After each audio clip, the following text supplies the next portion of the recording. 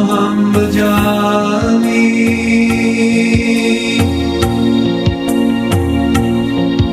Advaitam achyutam ananyam anantarupa Adyam purana purusham navayovanam sya Vedeshu durlavam adurlavam atmabhakto Govindamani purusha Tamaham bhajami Govindamani purusha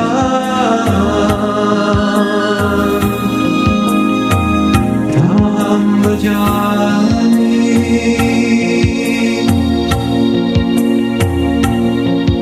Pandasukoti shatavatsara sampragamya Vayodatmi manaso muni pungavana Sohyasti yatra varisinna vichintatatve Govindamani prusha Tamaham bhajami Govindamani prusha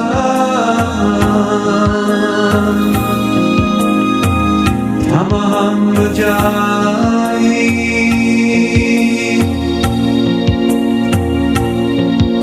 Ekopyasora chayitam jagadantakoti Yatshaktirasti jagadantachayayaranta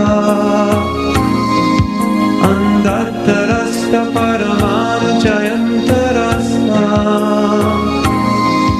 Govindamadi purusha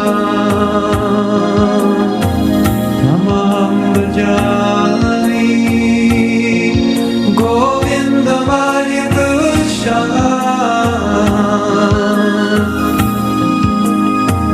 Tamaham bhajami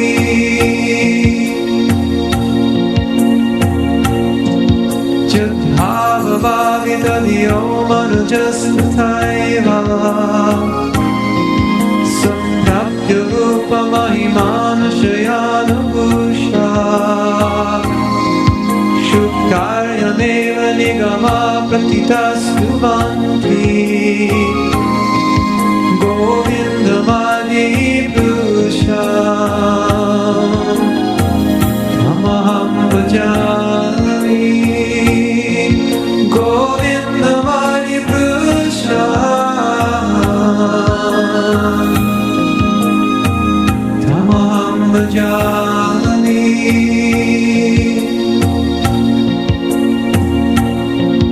Ananda chinmaya saprativaditanis Tadirya eva nijarupataya kulavi Goloka eva nivasat akilatma bhutto Govindamani purusha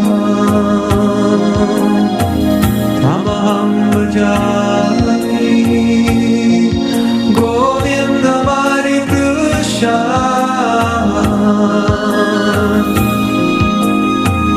Tamaham bhajami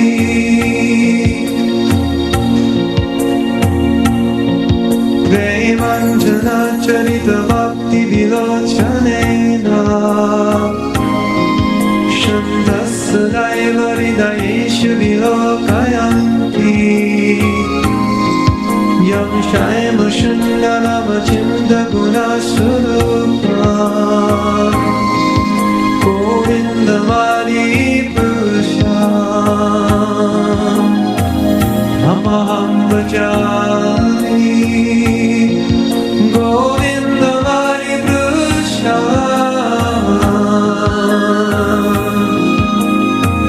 Tamaham bhajami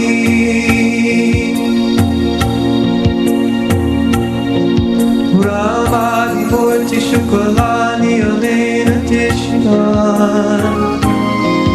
Nanavatarama karo bhuvaneshu kintu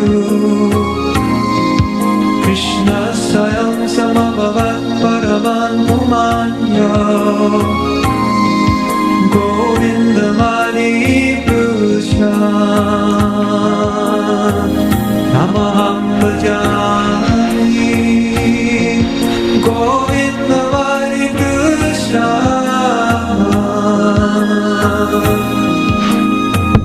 Tamaham bhajami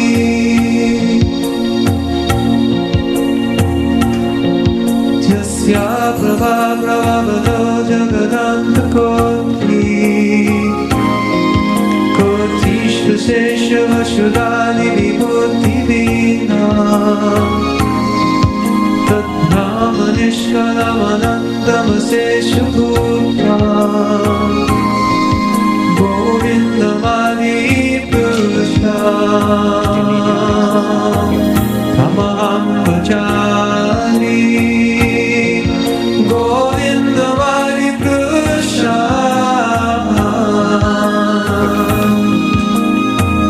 Tamaham bhajami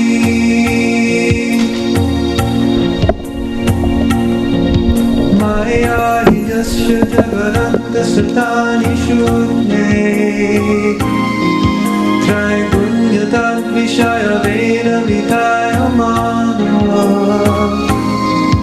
Sattvavalamba parasattva vishuddha sattva Govindamani Purusha Tamaham bhajami. We're going to start with 37. 37. And then going to go to the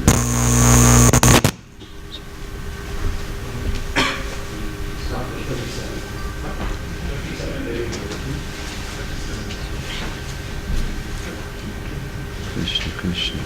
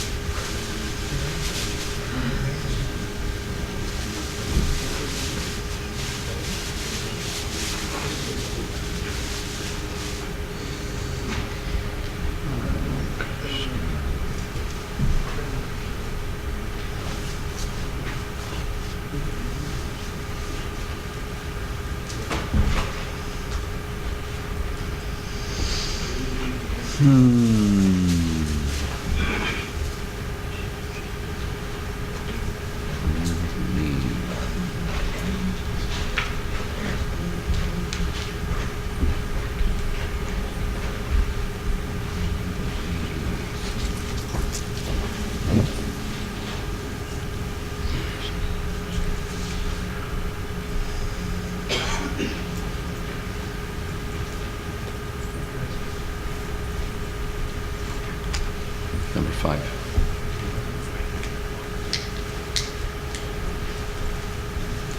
This morning we'll finish, before breakfast, we'll finish 4. After breakfast, we'll start 5.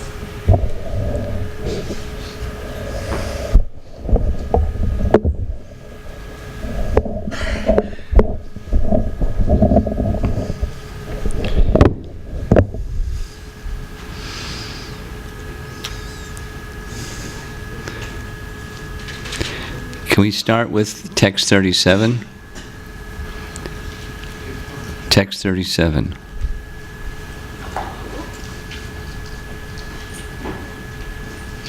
On the screen over here.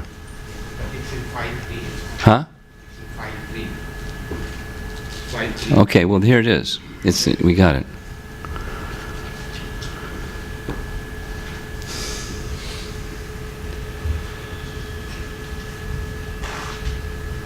Should we just begin?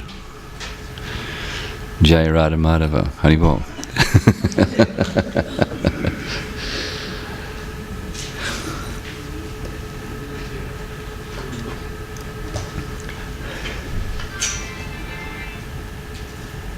Is everything all right?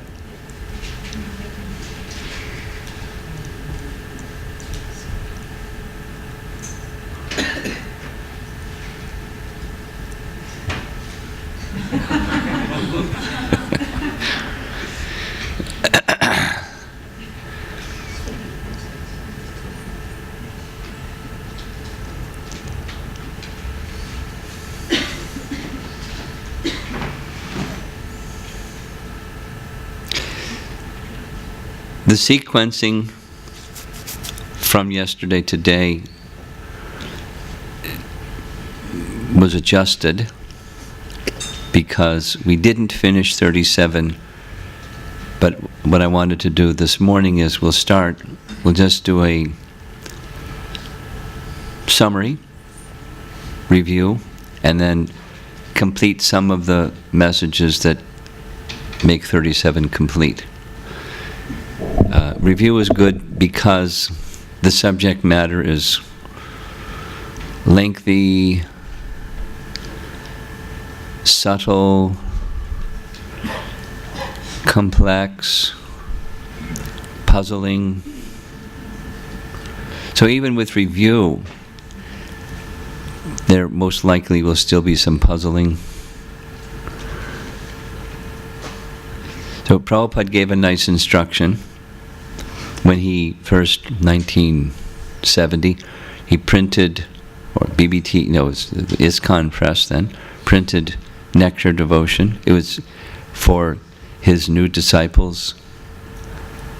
Very elevated subject matter, and it was difficult to understand. And so Prabhupada was getting many questions. And Prabhupada's general message to the devotees, if you don't understand, read it again. And after reading again, if you still don't understand, read it again. And continue reading again and again, and gradually you'll understand. So similarly, this is amongst the subject matters of bhakti.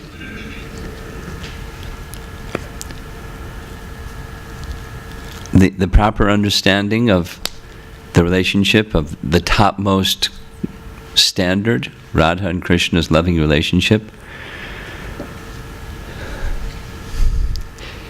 It requires enormous qualification, which we don't have, and so if we try to enter into the subject matter with a dull brain, into something that requires laser precision, then we'll get puzzled.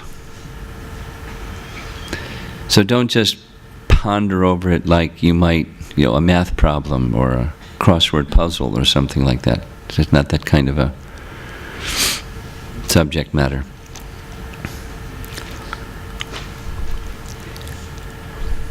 So okay, now we'll begin the review. A little review is the previous set of verses had two important conclusions, amongst others. One was attaining the lotus feet of Krishna is the goal, and the means for that is through devotion to Krishna, Atma Bhaktau. And by that devotion to Krishna, then one can attain him and understand him as fully as a tiny living entity can understand something unlimited. But to that degree, we can understand Krishna. With that connecting thought, the next section of verses, 36, 37, 38, are on the higher stages of bhakti. So 36 was bhava bhakti in general, and specifically as one attains bhava bhakti, then one begins to get some indication of one's rasa, or one's eternal relationship with Krishna, including all the paraphernalia and ornaments and all the residence and all of those things, the details of one's eternal relationship with Krishna. One has yet to attain it, but one gets some indication. And then so the varieties of rasas are discussed.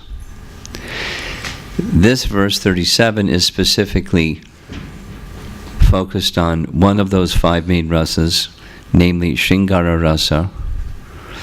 And Shringara rasa it's like the queens of Krishna in Dwarka.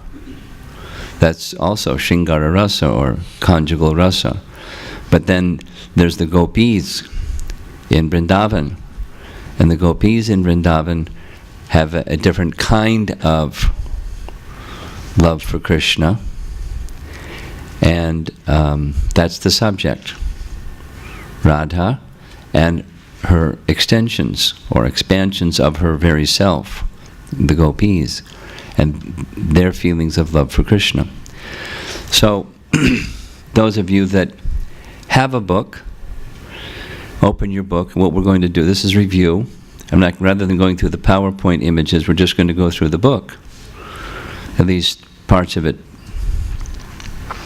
And let us try to understand what Bhaktisiddhanta is trying to convey to his reader.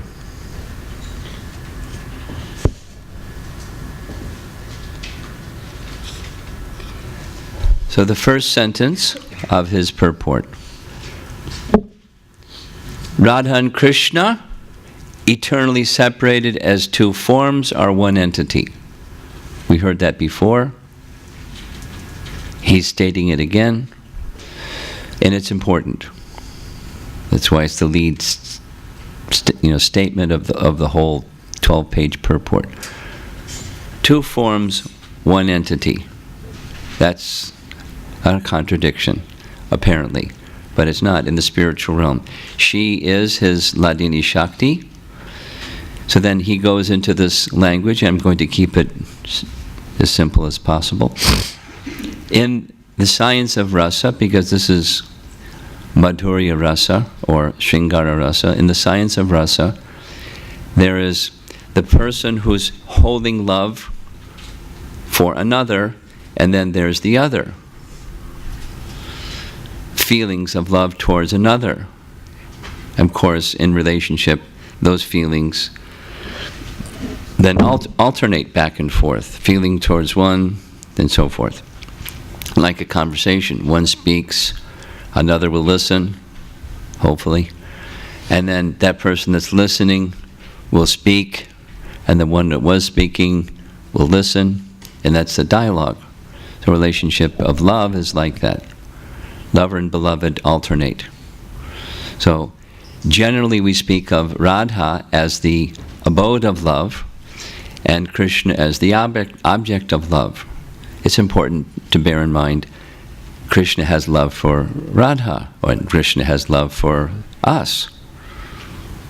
Very important. But we'll just for now speak of the Radha, because as he does, Radha is that abode of love. Ashraya is the word, is the Sanskrit term, and the object of love is Vishaya. So there's the object of love within, we saw in one of the slides yesterday, this Shringara rasa is already within both Radha and Krishna. So there's then stimulation of that love, that particular feeling of love for one another. And those stimulations of love are called udipana. So then he goes, after explaining that, he writes, I'm about halfway down the page of the purport, first page of his purport. The gopis are the facsimile ashraya of that rasa. I found it fascinating that, his language is such. I mean, there weren't fax machines. There wasn't fax as an abbreviation for facsimile. But his language is so precise. The gopis are facsimile of Radha, that position of Ashra. So they're expansions of her. There's persons. They're not like zombies or holograms or something. They're persons, but they're expansions of her, of the same tattva, Shakti tattva. They're not living entities like we're living entities. Some that somebody asked last night or yesterday, can jiva souls also be in the position of gopis? Answer, yes. But this is speaking of those Nitya Siddha gopis, perfect souls, perfect in their love for Krishna. They are expansions of her. And they're also in the category of ashraya. They're the abode of love, feeling love for Krishna.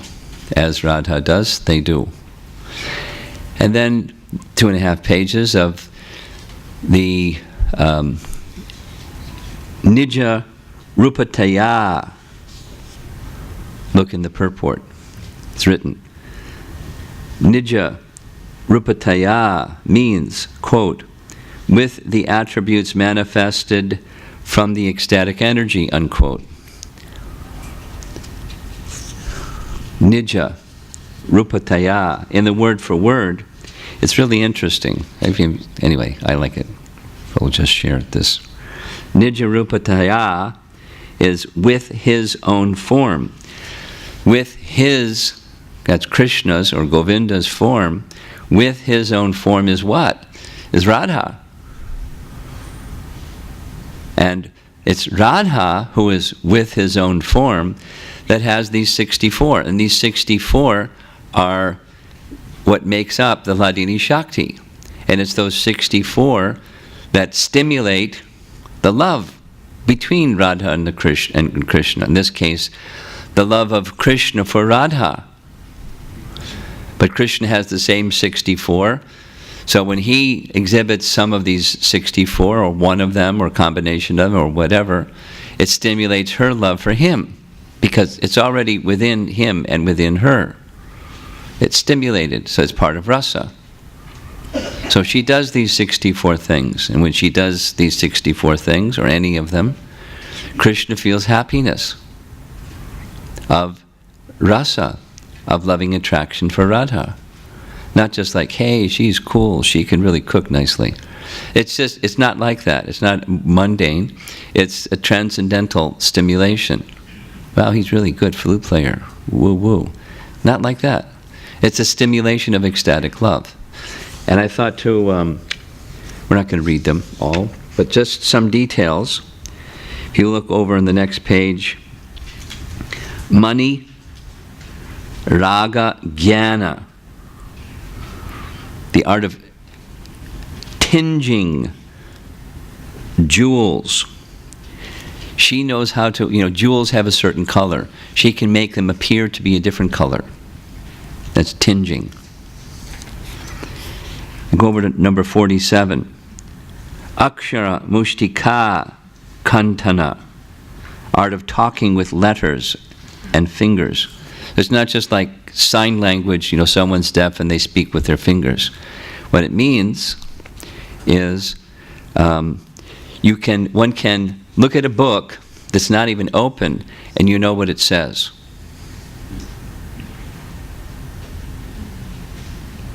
I'm reading Bhaktisiddhanta. It's one thing, you read the book and what is he saying? Just look at the book and you know what it says.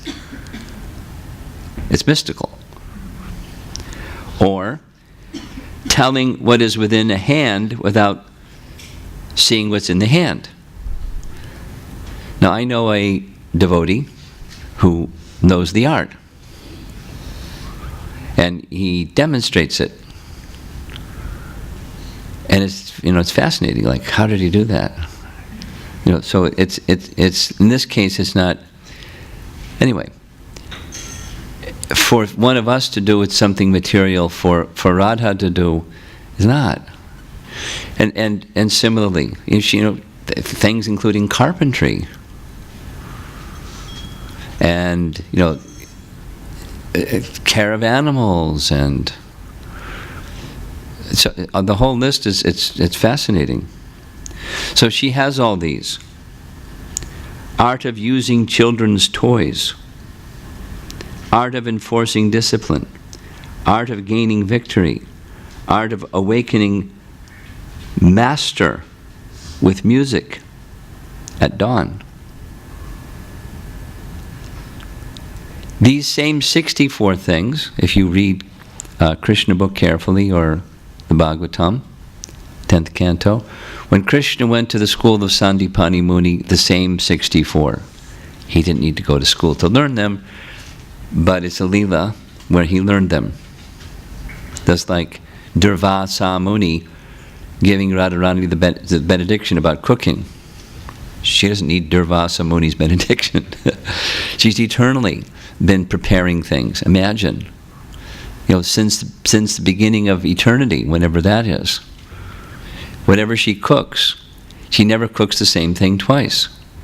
And it never tastes the same. Quite a repertoire.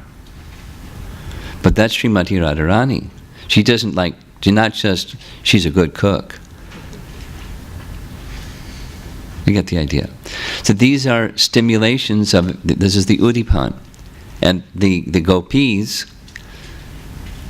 those who are the Nitya Siddha gopis, they're eternally manifesting some portion in different combinations. And it's natural, like Prabhupada expresses. Variety is the mother of enjoyment. Have you heard that one from Prabhupada before? Variety is the mother of enjoyment. I'm concerned sometimes when people say, what preparation did you like? I'm afraid to say what it is because that's all I'll get for the next year. Oh, he likes that. But, variety is the mother of enjoyment. You get the idea. So, it's not just Krishna and Radha, but variety. She expands, and this gopi does this thing, that gopi does that thing, another gopi, and they're all capacities of Radha, but it's expanding his pleasure. It's really, really wonderful. And just take it a step further, living entities. What's the purpose of the living entities? Like, why do we exist? Well, you could say, why not? But why we exist is for increasing the pleasure of Krishna. That's why we exist. We can forget that's the reason for our existence and do something else, and neither is that pleasing to Krishna, nor is it pleasing to us. There's no happiness outside of that for the pleasure of Krishna, purpose of our existence, serving Krishna with love. That's our purpose of our existence. We act in harmony with our purpose of our existence, then we're happy. I'm just thinking now of that, the group of Chinese students that were doing their, what do you call it? Internship. And their expression at the end of spending 1 year interning with Vedic vision. Was it with the Vedic vision, or was it with you, or huh? ISKCON Chicago. Okay, so their expression was, what I learned through this year of association of interning is I really need a goal of life, and it's not just make money. And I remember that the last fellow spoke very bluntly. He said, come on, let's be honest. We're here, Chinese people in general, and we're here at this institute to get money. We want to get an education so we can get a good job, so we can get money. And now I've understood that money isn't everything. I need a goal and purpose of life. I don't know yet what that is, but I know I need one.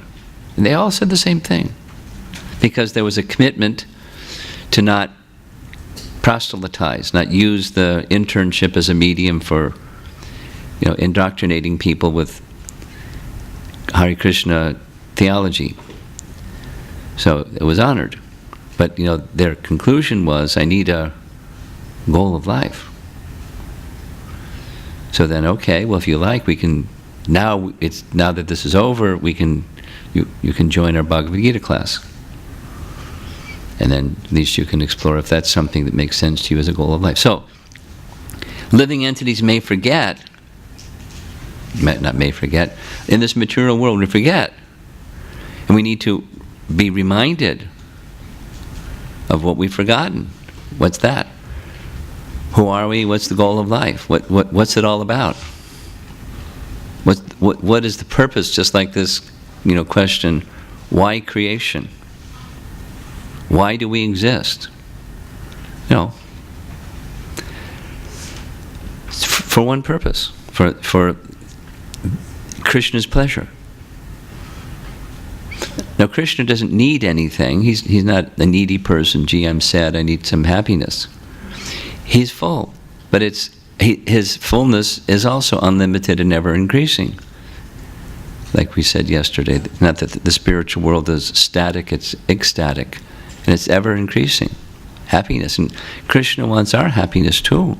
So, the gopis have that capacity of love for Krishna and pleasing Krishna. So Krishna wants to please them, they want to please Krishna in the abode of love, Goloka. Then another, at the bottom of the page, very important and interesting sentence.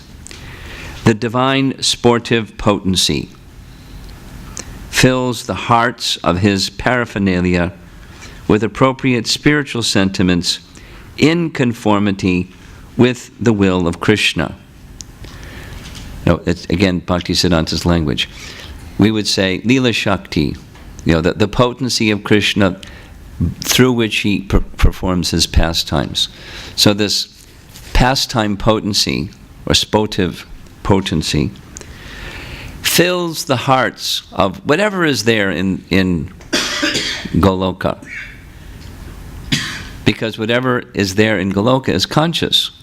The land is conscious, the tree is conscious, the rocks are conscious, the river is conscious, his flute is conscious. There's not inanimate objects, there's not dull matter. So even his paraphernalia is conscious. So the message is, for the purpose of Krishna's pleasure, everything in the spiritual world is infused with this potency according to the will of Krishna to orchestrate Krishna's pleasure. The gopis included, and every other living entity included. That's Goloka. And our back to Godhead message is to go to that consciousness, and we go to that consciousness, we'll go to that place. The place is there for those who have that consciousness, where the happiness of Krishna is what everyone is doing, in complete harmony.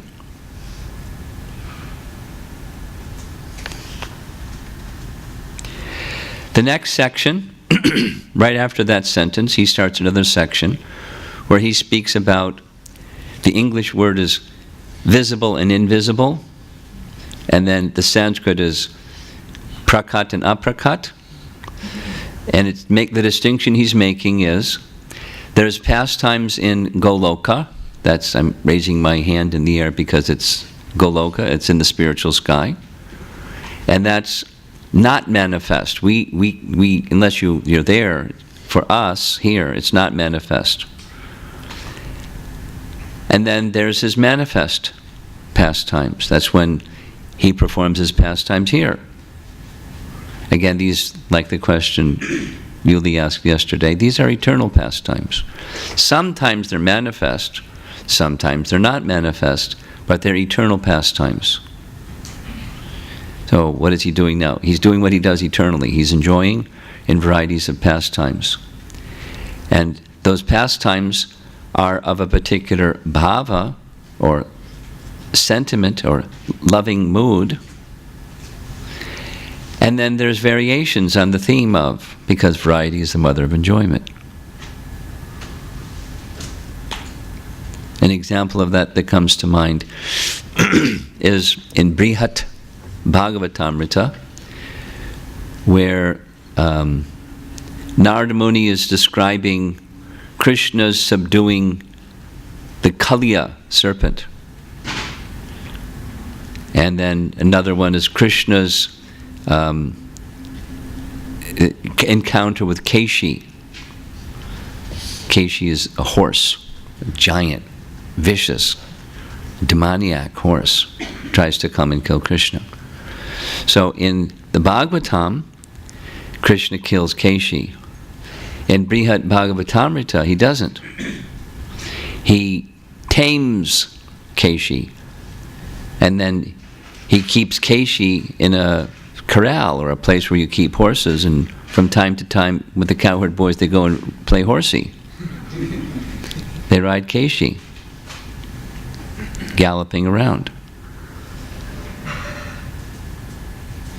Varieties on the theme, because Krishna knows how to enjoy, and variety is the mother of enjoyment. So it's variations on the theme of, again, what is Krishna's doing now. There's varieties on the theme of, but in the spiritual realm, he's enjoying pastimes, same, eternally. And from time to time they're manifest for ordinary people like, anybody, us, to see. Very merciful. And in those same abodes where he makes his pastime, performs his pastimes, some have the vision, spiritual vision, that's, the next verse, 38, they can see those pastimes. And they can even enter into those pastimes for very qualified souls. And then all confidential subjects are understood by them very easily through the medium of bhakti that's matured. So he's speaking of this aprakat and prakat, or unmanifested and manifested, and he spends about 2 pages explaining they're the same. Some people don't understand they're the same, and then he expresses that's a matter of their realization. But one who is realized in realization is in proportion to the purification of the soul that comes from the practice of devotion. As one becomes more purified, then one will understand there's actually no difference. There's no difference in the realm, or the abode, or the dham. There's no difference in the form. There's no difference in the pastime. These same 3 from the first verses that we discussed. So it's important to understand that point, so he takes 2.5 pages to do it in different, ways. They're the same. Then he touches on, it appears that they're different. Because, again, this was discussed in earlier verses, 3, 4, and 5. There are some pastimes here that do not take place there, at least apparently, like the pastime of birth, the pastime of killing demons, the pastime of the marriage of the gopis. There's other, like in Goloka, Krishna never leaves Vrindavan. In Gokula, earthly pastimes, Krishna leaves Vrindavan. There's another one. There's others. So in Goloka, there's the mood, the sentiment, the hearts, by the arrangement of the Yogamaya potency, the hearts of the residents of Vrindavan are infused with the sentiment of something that never happens. Oh, Krishna has left Vrindavan, or he's going to leave Vrindavan. You get the idea? He has 2 terms. He refers to Jiva Goswami's writings, and Jiva Goswami has used this language, Vibhrama Vilas. Remember that term. Vibhrama Vilas. Vilas means joyous pastime, and Vibhrama means seeming error, like really mistaken. Vip, it means very. Brahma, error, mistake, illusion. So that Vibhrama Vilas term applies for both the unmanifest and the manifest. I'll repeat some examples that we did yesterday, just so its repetition will help perhaps make it clearer. There were 3. Birth. In Goloka, there's no pastime of birth, but there's the sentiment of Yashoda and Nanda, he's our son. How can he be their son with no birth? Answer, Vibrahma Vilas. They're invested with this sentiment of love that Krishna is our son. And here, the pastime of birth takes place. But what kind of birth is it? It's not the birth that we know about. He's not the son of Vasudeva and Devaki. How does he take his birth? We know the pastime. He appears in the pure mind of Vasudeva. Then he transfers himself to the pure mind of Devaki. And then he transfers himself. This isn't how birth takes place normally, or conception. And then he transfers himself to the womb of Devaki, and then after some time he just steps out. And he's in a full-fledged human form with a crown and ornaments and a fresh garland and symbols of Vishnu. That's not birth. It's a pastime. It's Vibrahma Vilas. So both above and below. We could go through the same thing with the demons. We did this. No, there's no demons, but there's a sense of demons. Here there's demons. But and so it's Krishna kills the demons, and the demons then become liberated. So they're taking a position of text. Let's see. There's a later text about rasa. I think it's 52. Even those that are opposed to Krishna, those who are fearful of Krishna, those that are enemies of Krishna, Krishna is the source of that feeling in their heart. We'll see when we get there. So don't ask me much questions. It'll be covered. So it appears like demons. They come and Krishna kills them. They want to kill Krishna, and Krishna plays with them a bit and finishes them. He's liberating those souls who take that position in opposition to him. According to Bhaktivinoda Thakur and Bhaktisiddhanta, extensively they've written that these, sorry for another Sanskrit term, naimittika, or occasional pastimes, those that are not eternally going on in the spiritual world, but they're distinct for the material world, they're purposeful for us. There's a benediction or potency for us, conditioned souls, to become relieved of obstacles on our path to Krishna. That's a whole other subject, but there's a purpose behind those occasional pastimes, is the point. So now, the delicate one, marriage of the gopis and Krishna's associating with someone else's wife. My goodness, that's immoral. However, the deeper understanding is being disclosed, so it's subtle. It's several things. These gopis are his own potency. Not just like they're his wife. Like a man here will marry a woman, or a woman will marry a man. And that's husband and wife. And it's religious. Their being together is religious. And otherwise it's not. This isn't one of those. This is Krishna's own potency. And he's associating with his own pleasure potency. He can withdraw that pleasure potency, and then the pleasure potency is within. We discussed this in the last seminar, last Thanksgiving, just like Mahavishnu, for example. Mahavishnu, his pleasure potency is within.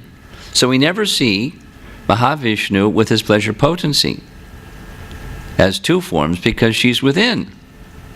And he's enjoying yoga nidra, pastimes with her within. Radha and Krishna, he's enjoying pastimes without. Two forms but one entity. Remember, that's how the whole purport begins. And the gopis are her expansions. So what's the question of something that's improper? It's more proper than religious marriage.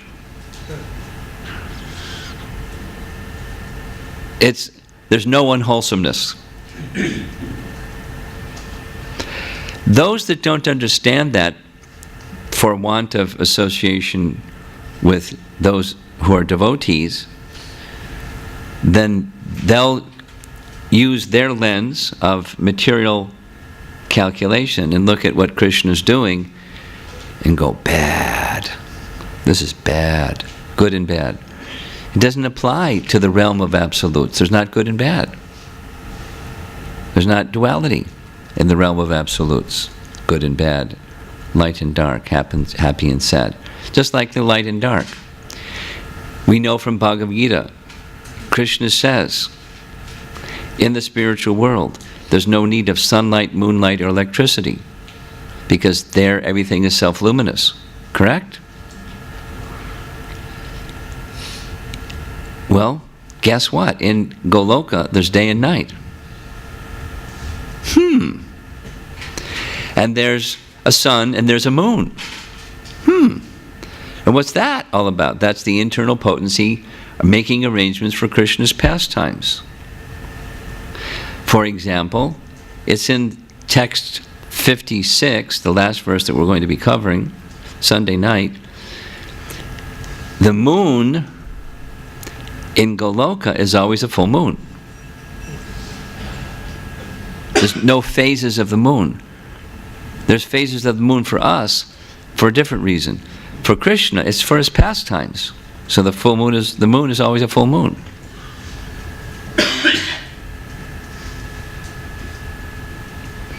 And so forth. You know, an empiric scholar, someone that's not a devotee, is going to hear all this and go, rubbish. These people, they're loony. Or something. Why were they... These are intelligent people. Why would they be interested in fairy tales? And it's not just us in this room. It's our great acharyas. Jiva Goswami and Bhakti Siddhanta and Chaitanya Mahaprabhu and all these super intelligent, brilliant people. Why are they going to be interested in fairy tales? Mythology, just, not interested. They're interested. That's Shukadeva Goswami. Why is he interested? He's you get the idea. It's not imaginative. It's, as he's saying several times in this purport, it's real. And it's disclosure of what's real. For those of us that have mundane conceptions, well, there's some hesitation, maybe. Maybe we're not like vicious vilifiers of Krishna, criticizing him, but maybe there's some trepidation of heart, some weakness of heart. Well, I don't know about that. How can it be like that? So, the construct of Brahma Samhita is, before this discussion, we have those other 4 verses. How it is that Krishna is like he is, and so forth. And it's necessary, one of the things necessary is to understand he has unlimited, inconceivable potencies, and sometimes he exhibits them and sometimes he withdraws them.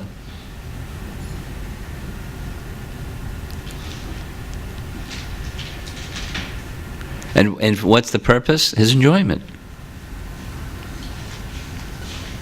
That's who he is. He's the supreme enjoyer. Well, how come he's, anyway, if you're envious, you can say, well, wait a minute. He's self-centered. He's always thinking of himself to be the enjoyer. And stupid things like that. He is the enjoyer, and he's thinking of the enjoyment of all living entities, because all living entities are his.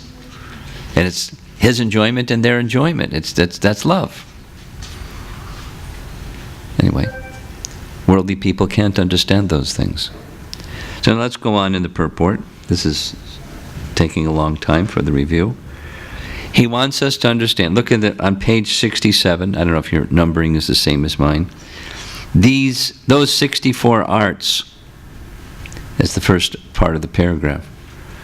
Those 64 arts that have been enumerated above do in reality exist unstintedly only in Goloka. Unwholesomeness, insignificance, grossness are found in those arts in accordance with the degree of self-realization on the part of the aspirants after the knowledge of the Absolute. So, if you're not a devotee, you'll see those arts and you go, rah, rah, rah. Something. But that's in proportion to one's realization and one's state of purification through the means of this pleasure potency, or ecstatic potency, or Hladini Shakti, and the knowledge potency, which arouse bhakti and then allow one to understand what otherwise is inconceivable.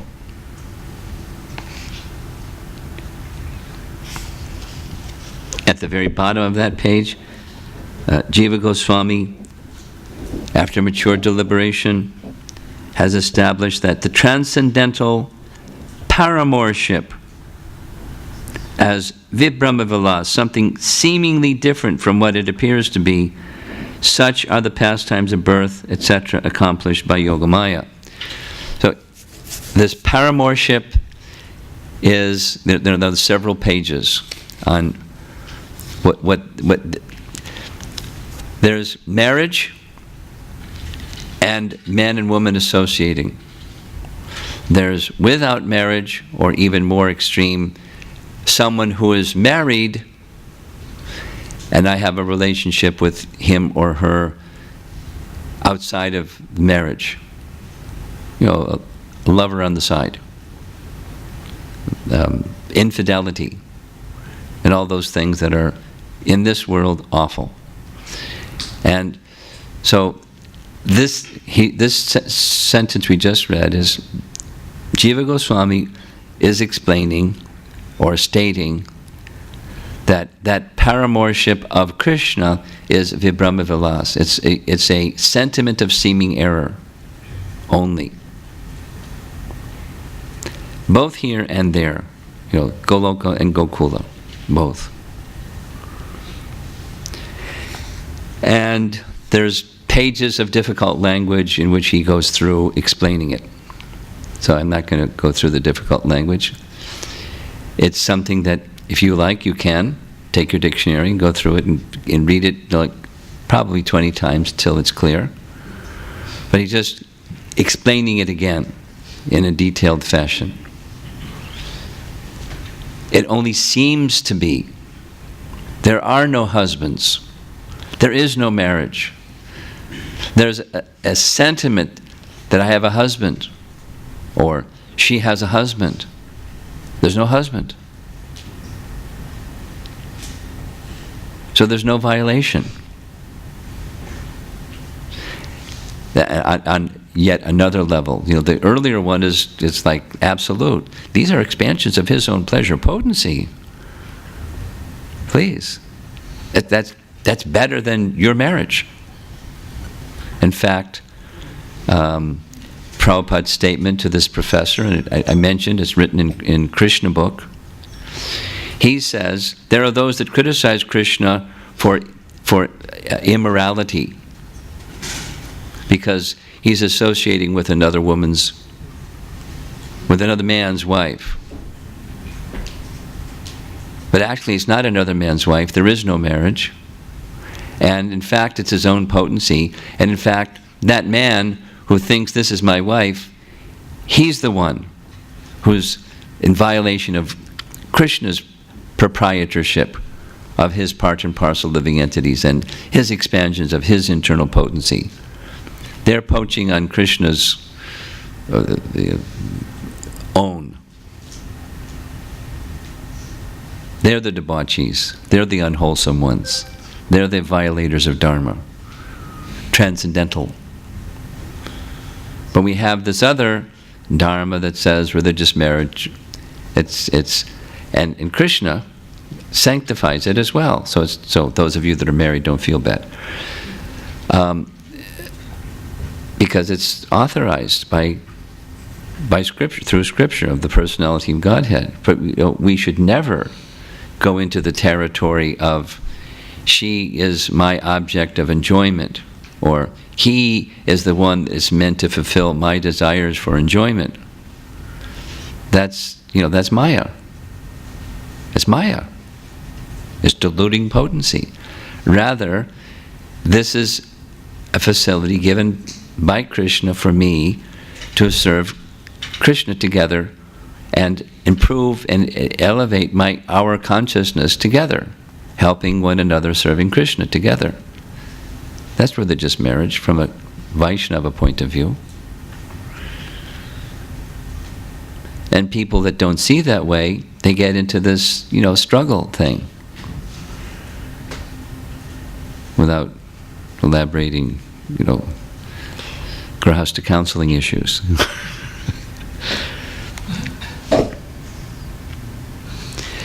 I'm going down further, at least my book, it's page 69, the paragraph that begins, again, such is the nature of the principle of the majesty, that in the realm of Vaikuntha there is no rasa of parental affection towards the source of all avatars. But in Goloka, the seat of all super excellent deliciousness, there is no more than the original sentimental egoistic assumption of the same rasa. You got it? Little languagey, but Vaikuntha, there is no parental affection towards Narayana. Who is Narayana's mother and father?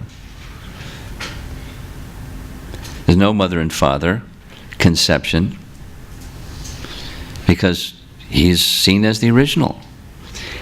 The super excellence of Vrindavan and Krishna's pastimes in Vrindavan is he, for sake of variety of enjoyment of him and his devotees, he fills their heart with the sentiment, the sentimental assumption.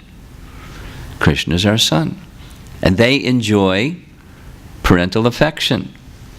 And he enjoys their parental love.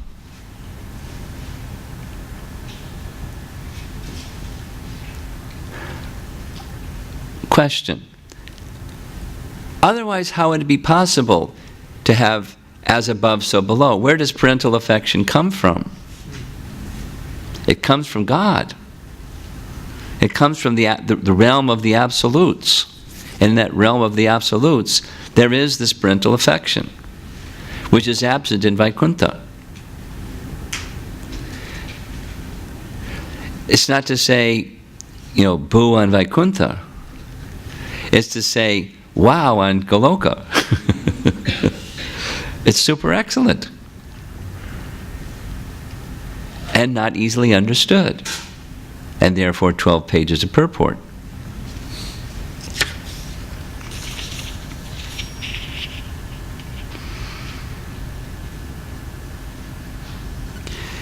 Just going to quickly, almost done with this review.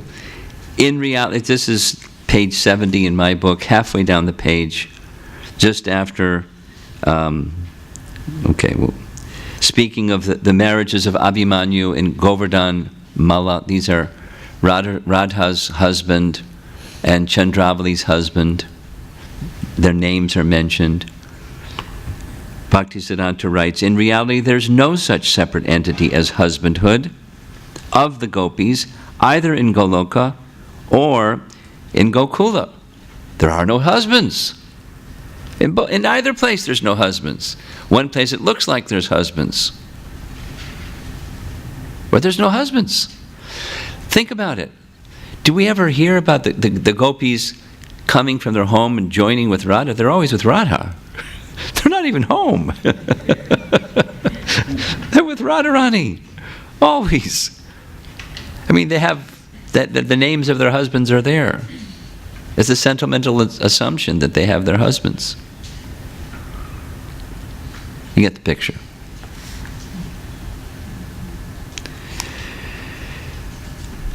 Anyway, it's more of the same. He going over, at least in my book, page 72, he touches on something that's interesting. That is, Jiva Goswami is stating, it's two things. Jiva Goswami is stating, on the one hand, during the people of his time, in Vrindavan, there were some Vaishnavas in Vrindavan that didn't like paramorship. They liked swakiya, or in marriage. So he wrote certain things, particularly in Gopal Champu, he wrote in support of Krishna's actually married, and there's marriages of the gopis with Krishna, and like that. Anyway, without the detail, sometimes, but he says, how can Jiva Goswami say something contrary to Rupa Goswami? So it said it's a misunderstanding if you think that that's actually his conviction. He, Jiva Goswami, is a perfect follower of Rupa Goswami, and how can he have a different opinion? He also supports Parakiya, or this understanding that Krishna has relationships outside of marriage. But then he explains it, Jiva Goswami explains it, it's the Vibrahma Vilas explanation. It's only seeming, the sentimental assumption.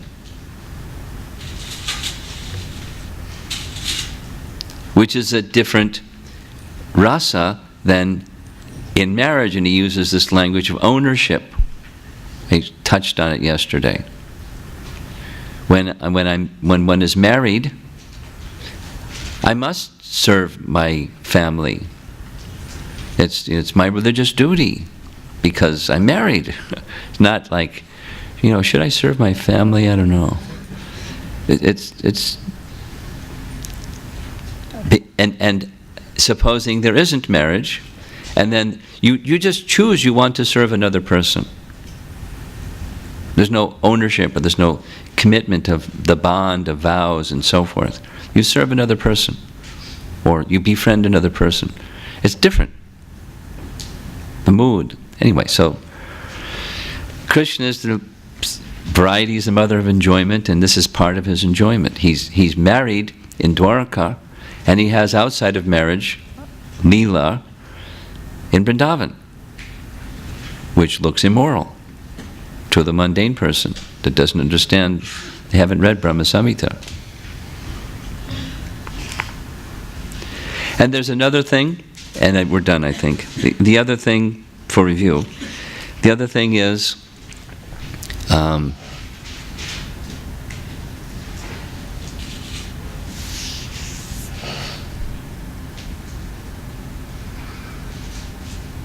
just went away.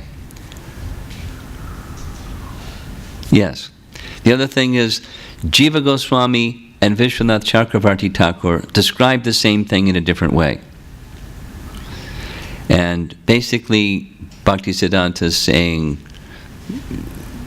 don't get bent out of shape. Well, this one says this, and that one says that, and who's right, and take sides. I think that one's better. I think that one's better.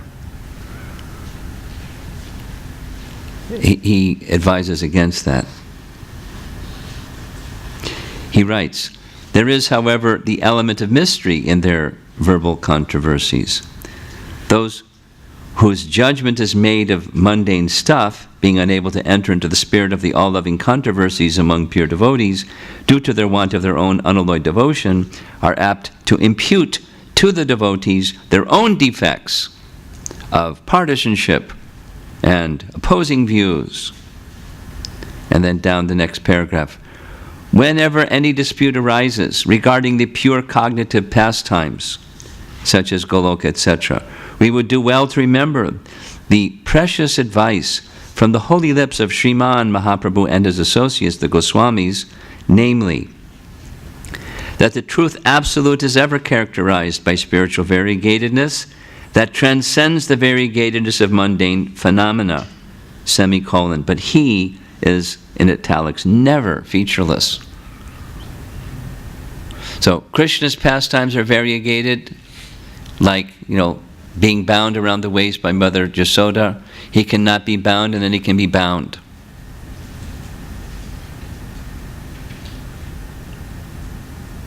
He's a little boy, and then he can pull over the 2 Arjuna trees by toddling across the ground.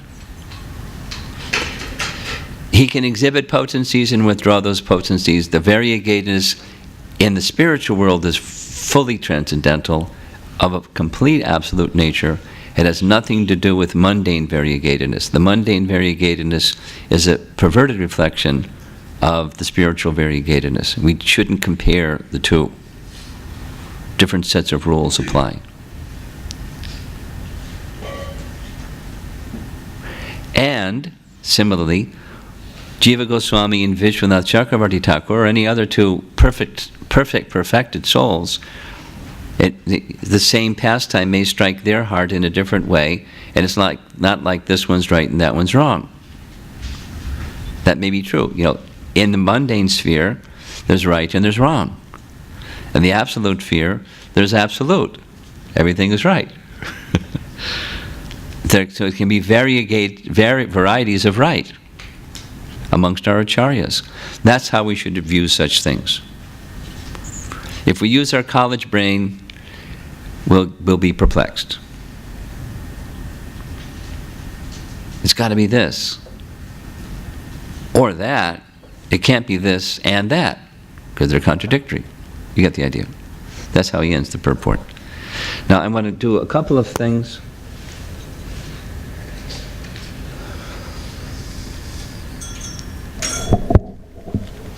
That just add to this discussion.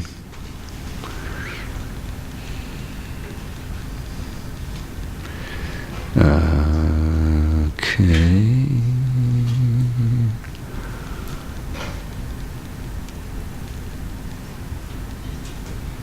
Yeah. I was asked at the end, what are the 4 defects of the conditioned souls? I mentioned one of them, BHRAMA, the tendency to commit mistakes. What are the other 3? Here they are. Pramada. We know that one. Tendency to be illusioned. Vipralipsa. The tendency to cheat, Prabhupada explains, is, although I don't know, I make a statement as if I know. That's cheating. Another is commentaries of Bhagavad Gita. People say their own philosophy and say that's what Krishna said. That's cheating. They should write their own book that says what they say. Don't say, Krishna says something he doesn't say. Don't put words in his mouth. When Krishna says, surrender unto me, some commentator, Prabhupada read aloud, his commentary. Krishna does not mean to surrender unto him. Krishna means to surrender to the unborn manifest within him. As if, Krishna doesn't know what he means. He says something else. What he really means is what he didn't say. If he wants to surrender to something other than himself, he certainly can say that. It's cheating. It's a conditioned soul's defect. And karana patava, imperfect senses. So, this is a painting of Vishwanath Chakravarti Thakur. This question was also asked. According to Vishwanath Chakravarti Thakur, mentioned in our purport, he writes extensive commentary on Krishna's pastimes with the gopis, and he explains that there's 3 categories. 1, Nityasiddha, like those who are the direct expansions of Radha. There are those who become perfect. So that's jivas. who can become perfect by sadhana. You know, what we're doing, we can become perfect and become a gopi. And then there's a procedure where one takes birth, where Krishna is performing his earthly pastimes or worldly pastimes. We get trained up by the Nitya Siddha devotees and then continue eternally serving Krishna.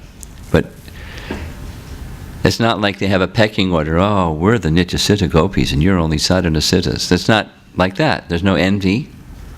Siddha means siddha, Prabhupada says. So there's not this. The distinction is for our purpose, not the pecking order in the spiritual world. Then there's another category, those who have attained bhava but are not yet perfect. And there's detail in his commentary, if you like, you can read in the Bhagavatam itself. But an example of this is there are some gopis who actually, of this third category, they actually were married, they actually did have relations with their husbands, they actually did have children, and when they were called by the sound of Krishna's flute, they were restrained from coming to join Krishna. And that feeling of intense separation and so forth purified them to the point where, according to the commentary of our acharyas, their bodies remained by the side of their husbands as if asleep, but in their spiritual body they went and joined Krishna's pastimes of rasa dance. So this is this third and there's more details. Here's this slide where Krishna, and in Krishna book, Prabhupada challenges the moralist. Who's the adulterer? You recall that discussion. What's this slide? Okay, yeah. So, the wonderful pastimes of Radha and Krishna are the delight of the pure devotees and the puzzlement of the moralists.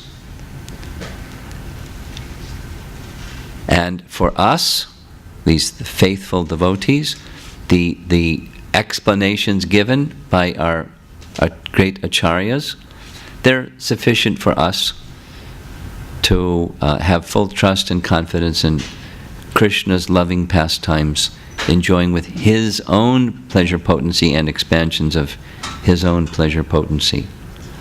And most exalted of all is the Rasa Leela performance.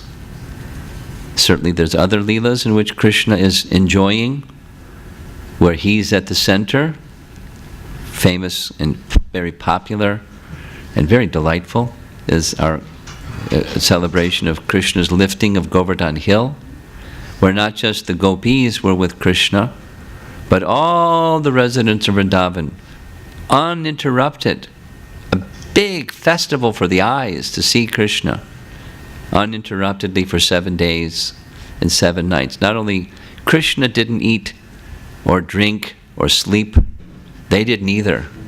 They were just so completely ecstatic being with Krishna. And this is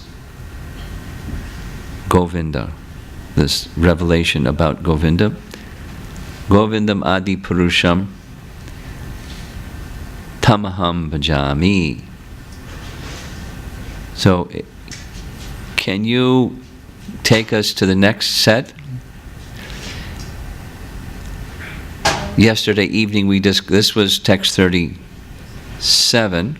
We discussed 38. I'd like you to go to 39. So what was 38? 38, the Premanjana Charita Bhakti Vilochanena verse, where Bhakti Vilochanena, the eyes anointed with the salve of love of God,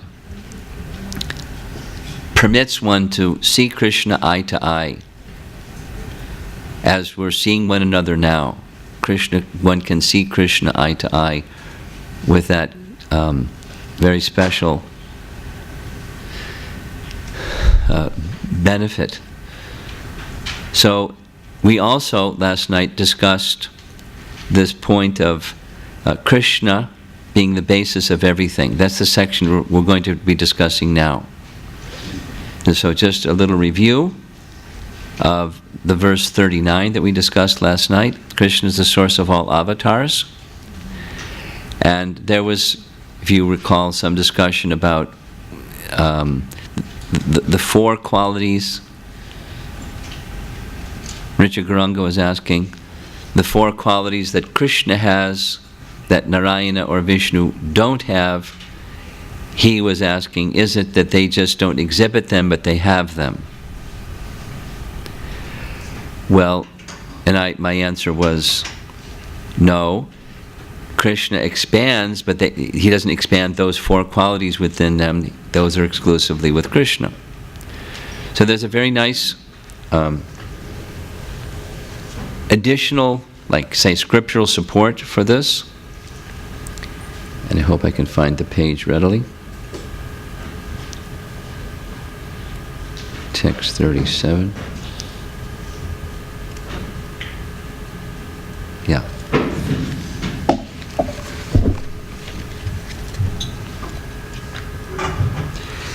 There's a place in Chaitanya Charitamrita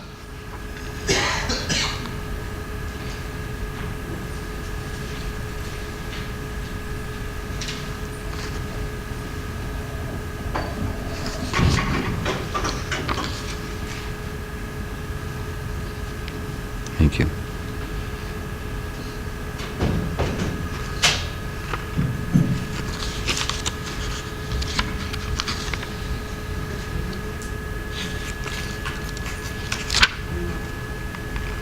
Here it is. Chaitanya Charitamrita, Adi Lila, chapter 5, verse 36.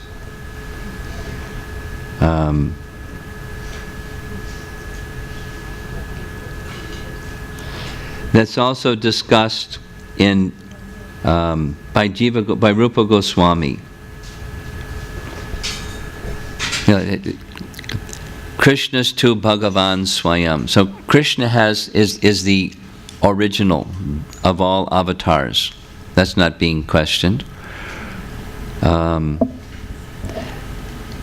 the Vishnu Purana, as we mentioned yesterday evening, it's one of the primary, Vishnu Purana and Padma Purana especially, Sattvic Puranas that Sri Vaishnavas especially appreciate and revere as their authority.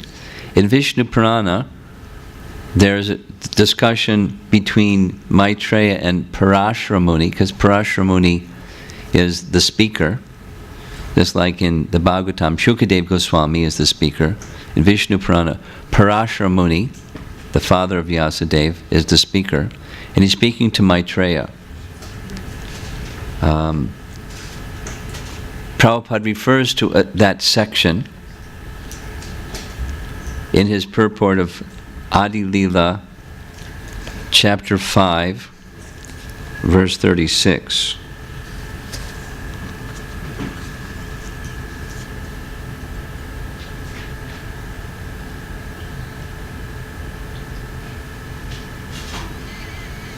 Which reads, 36. Okay. Where it has been stated that the Lord's enemies and devotees attain the same destination, this refers to the ultimate oneness of Brahman and Lord Krishna. This may be understood by the example of the sun and the sunshine, in which Brahman is like the sunshine and Krishna himself is like the sun. So,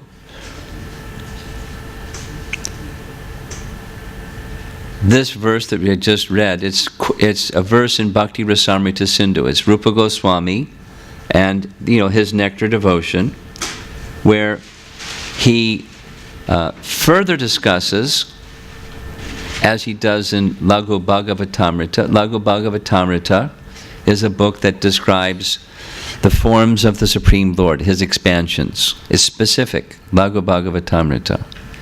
Very, very detailed, very informative. Krishna is the source of everything, and Krishna is the source of all expansions. And it does it in 4 different ways. It's really an amazing text. There, in his Bhakti Rasamrita Sindhu, as well as Laghu Bhagavatamrita, Rupa Goswami makes reference to this section from Vishnu Purana, the 4th canto of Vishnu Purana, that goes like this,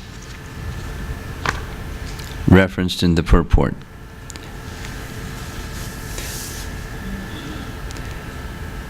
Maitreya asked Parashara, with regard to Jai and Vijay, how was it that Hiranyakashipu next became Ravana and enjoyed more material happiness than the demigods, but did not attain salvation? Although when he became Shishupal, he quarreled with Krishna and was killed, and he attained salvation and merged into the body of Lord Krishna.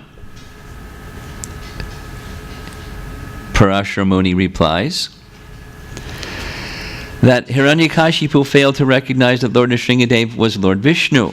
He thought Lord Nrsingadev was some living entity who had acquired such opulence by his pious activities, being overcome by the mode of passion. He considered Lord Nrsingadev an ordinary living entity, not understanding his form. Nevertheless, because Hiranyakashipu was killed by the hands of Lord Nrsingadev, in his next life he became Ravana and had proprietorship of unlimited opulence. He got what he wanted, opulence, but not salvation. As Ravana, with unlimited material enjoyment, he could not accept Rama as the personality of Godhead. Likewise, he thought he's a powerful person like me, so I can kill him because I'm more powerful. Therefore, although he was killed by Rama, he did not attain Sayuja, or oneness with the body of the Lord. In his Ravana body, he was too much attracted by Ram's wife, Janaki, and because of that attraction, he was able to see Lord Rama. But instead of accepting Lord Rama as an incarnation of Vishnu, Ravana thought him as an ordinary human being. When killed by the hand of Rama, therefore, he got the privilege of taking birth as Shishupal, who had such immense opulence that he could think himself a competitor to Krishna. Opulent, more opulent, even more opulent in successive births. Although Shishupal was always envious of Krishna, he frequently uttered the name of Krishna and always thought of the beautiful features of Krishna. Thus, by constantly thinking and chanting of Krishna, even unfavorably, he was cleansed of the contamination of his sinful activities. When Shishupal was killed by the Sudarshana Chakra of Krishna as an enemy, his constant remembrance of Krishna dissolved the reactions of his vices, and he attained the salvation by becoming one with the body of Krishna. So, continuing, Jiva Goswami points to this in his Krishna Sandarbha, that just see, this shows Krishna's superlative amongst Rama, Nrsinga, and those two, there's other verses that say they're endowed with the most of all the potencies. If you remember from yesterday's discussion, well, let's do the yesterday's discussion.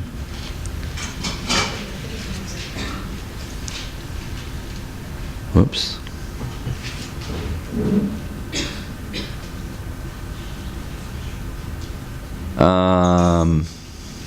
I'll do it over here.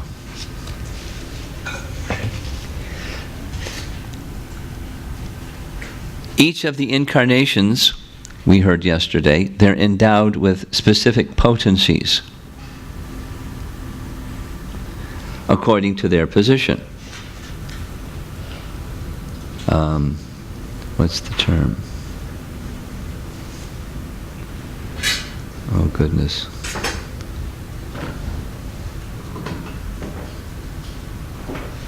Yeah. Kala niyamena tishtan. Jiva Goswami in his commentary says that each of the incarnations, they displayed powers fixed according to the particular form. Remember that? Kala niyamena tishtan.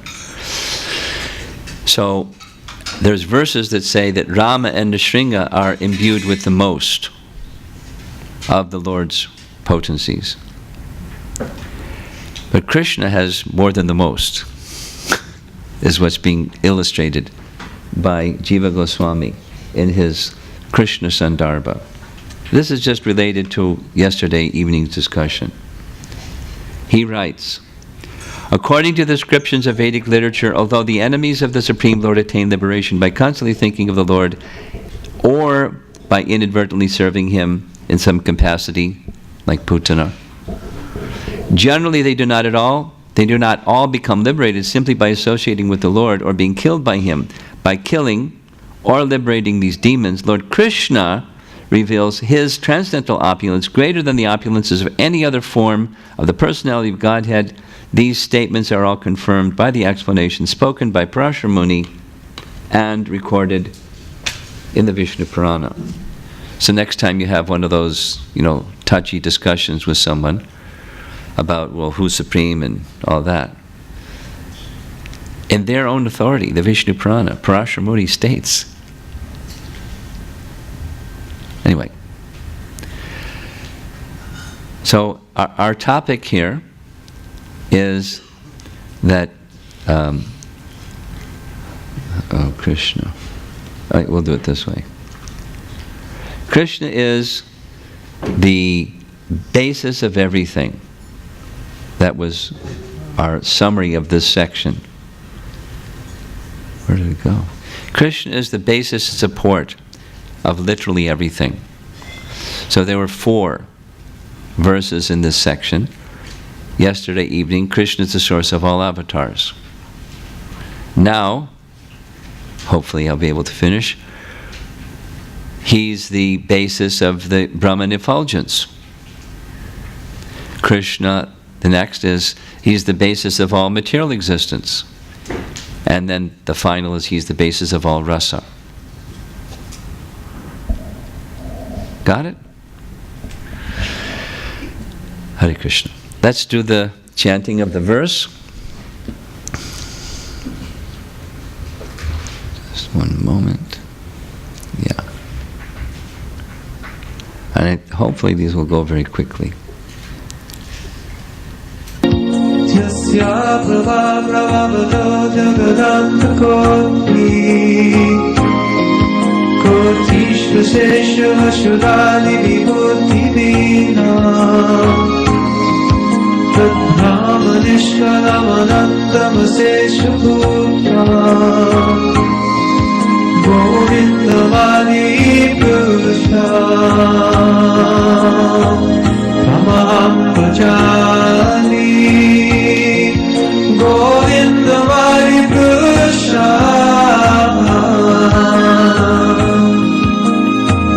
Tamaham bhajani.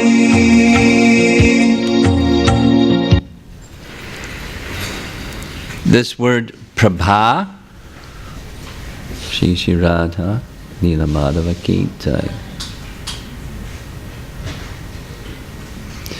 This word prabha is the important word of the verse. It means effulgence. Like jyoti, or light, it's the effulgence of the spiritual world. And in different places, this effulgence is ascribed to the body of Krishna. There's places where the effulgence in this verse is from the boundary walls of Vaikuntha. It's from the toenails of Krishna, from the ornaments of Krishna. In other words, the whole of the spiritual world is effulgent. And that effulgence has its basis and support in Govinda. He and his effulgence are inseparable. He is the basis, the effulgence is from him. That's the message. And our translation, hopefully, yeah. I worship Govinda, the primeval Lord. What happened? Whose effulgence is the source of the non-differentiated Brahman, mentioned in the Upanishads, being differentiated from the infinity of glories of the mundane universe, appears as the indivisible, infinite, limitless truth. So, here's a description. Two of them, where just like on the cover of Srimad Bhagavatam, it shows the spiritual sky is blue. So why is the spiritual sky blue? And the answer is because Krishna is blue, and his effulgence is blue. This is a quote from Brihad Bhagavatamrita. Brahman is all-pervading and eternal. The greatest sky, Mahakasha, is Para-Brahman, the Supreme Person, Sri Krishna, with his dense, dark blue effulgence. So our painting, the cover painting, is a light blue, but the sky is actually a dark blue, according to Brihad Bhagavatamrita.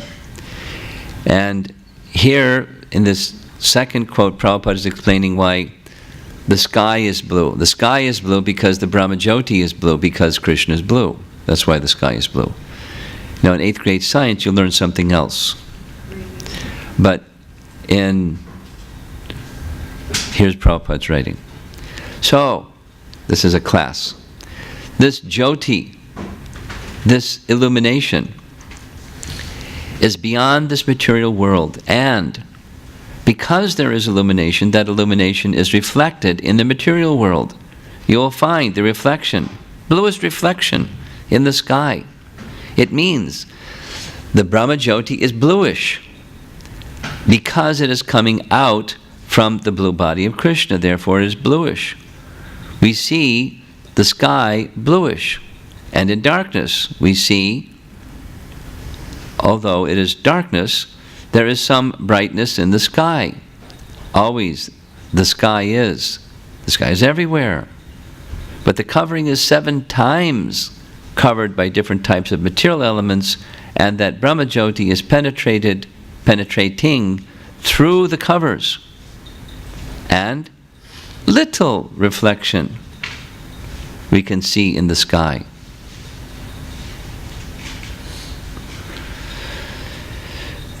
So,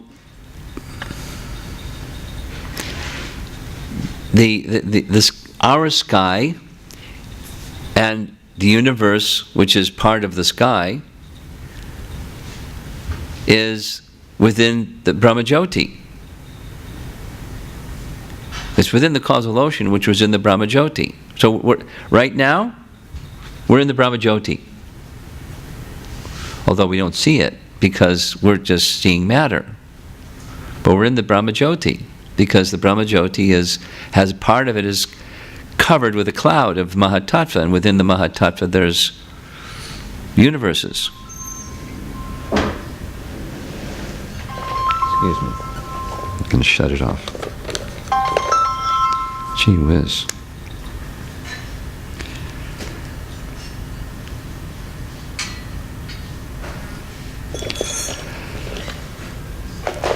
So there's the vastness of the spiritual sky. Within the vastness of the spiritual sky, there's a cloud, and we're within one portion of that cloud.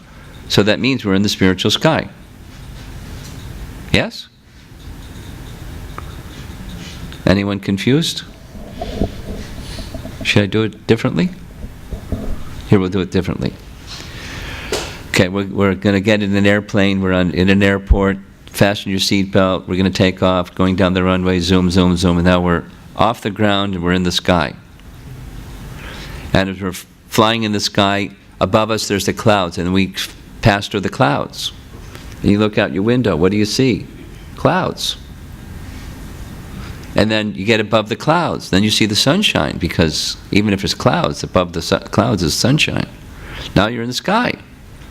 So below the clouds you're in the sky, above the clouds you're in the sky, and within the cloud you're in the sky.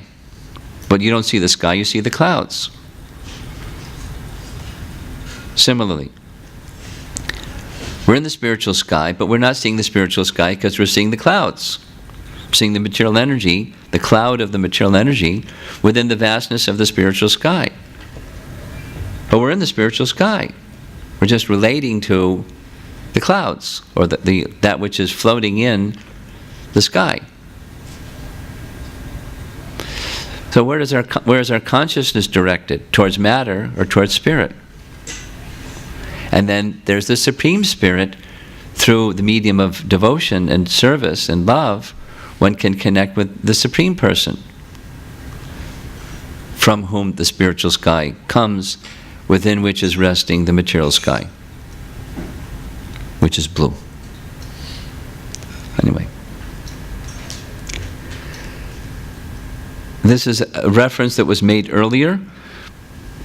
Why Krishna is blue? Remember that discussion? Because he's the reservoir of all colors. And you mix all colors together and you get a darkish color. But then he adds, it's not material black, it's a transcendental shama.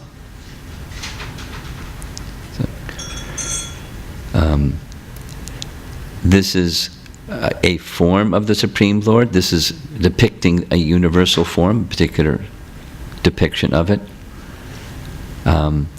But bluish, and as nice painting. This is Krishna beyond the clouds of the Mahatattva, but he's blue, and that radiance, the Brahman, is expanding through the clouds, just as Prabhupada said in that little past paragraph we read, through the clouds, through the coverings of the universe. So there's some illumination in the sky even at night, and when it's daytime we can see that it's blue. So now we're going on to the next one, actually the next two. We've covered, he's the source of avatars, he's the source of the Brahman effulgence, and now Sattva Avalambi he's the support of all existence. We'll see in just a moment. And then he's the source and support of all rasa. See, there's this phrase in red letters, Sattva Avalambi. That's where our focus is going. Let's see if I can get that verse up. Okay, let us chant together, please. Maya hidasya jagaranda sutani shunye Jai punyatad vishaya veda vidaya mama Sattva pada sattva vishuddha sattva Govinda Vari Purusha Amaham bhajami Govinda Vari Purusha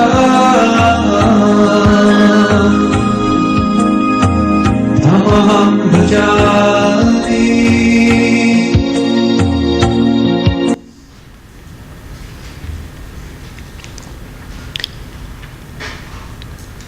I worship Govinda, the primeval Lord. Beautiful painting.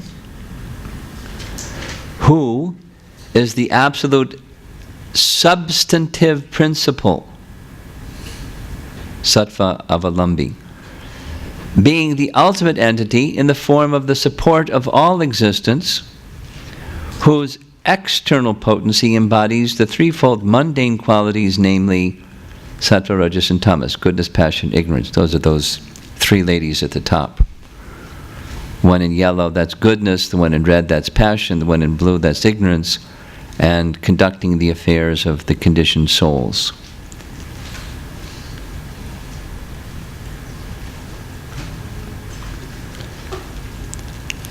And, important, and diffuses the Vedic knowledge regarding the mundane world. So the modes of nature, this verse is saying, diffuse the Vedic knowledge regarding the mundane world. We touched on this twice already, and I hope it's like going in. Because we think, certainly, I'm accustomed to thinking of the Vedas come from the Supreme Lord Narayana. It's the breathing of Narayana. So why is it not considered then transcendental? Answer: everything comes from Narayana, including all material existence comes from Narayana. And that transcendental Veda regarding the mundane world is diffused through the modes of nature. They're not, the source is transcendental, but the knowledge doesn't take one to transcendence per se. It takes one to whatever the destination is that one has interest in, because the Vedas are a desire tree. It can give you the fruits of piety, and so forth. It can give you sense gratification. And that section of the Vedas called the Agamas does not deliver knowledge of Krishna. We touched on this before. So, the theme of this group of verses is Govinda is the basis and support of all existence. How do we understand this truth in terms of his material creation? That's what this is exploring. And the answer is, he is the absolute substantive principle, or Vishuddha Sattvam, being the ultimate entity. That's him. The principle is Vishuddha Sattva. The person is Para Sattvam, and he supports all existence. That's Sattva Avalambi. This is Bhaktisiddhanta's language. Let's go further, and hopefully this will be more clear. Govinda is the ultimate entity, the Parasattvam or Paratattva, Parabrahman. He's the ultimate entity. So, in the Paribhasha Sutra, Anadir Adir Govinda Sarvakarana Karanam. And this capacity as the ultimate entity, Govinda is the support of all existence. What does this mean? He's the support of all existence. Bhaktisiddhanta explains, via his internal potency, or Chit Shakti. In this case, Chit Shakti means all three. Satchitananda, his internal potency, or Vishuddha Sattva. Vishuddha Sattva. Vishuddha Sattva means unmixed goodness. No passion, no ignorance, unmixed goodness. That's from the earlier section, verse 3. The spiritual world is Vishuddha Sattva. Here's the modes of nature. There's no modes of nature. It's only Vishuddha Sattva. Unalloyed goodness, which is the absolute substantive principle. Again, Ajita, you were asking about this language, substantive. So that's, eternally existing, like sat, substantive principle.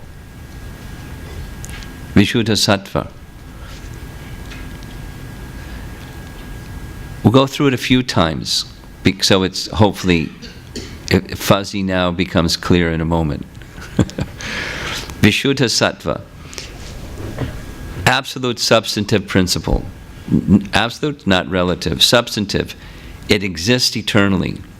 The principle of establishing that which exists eternally.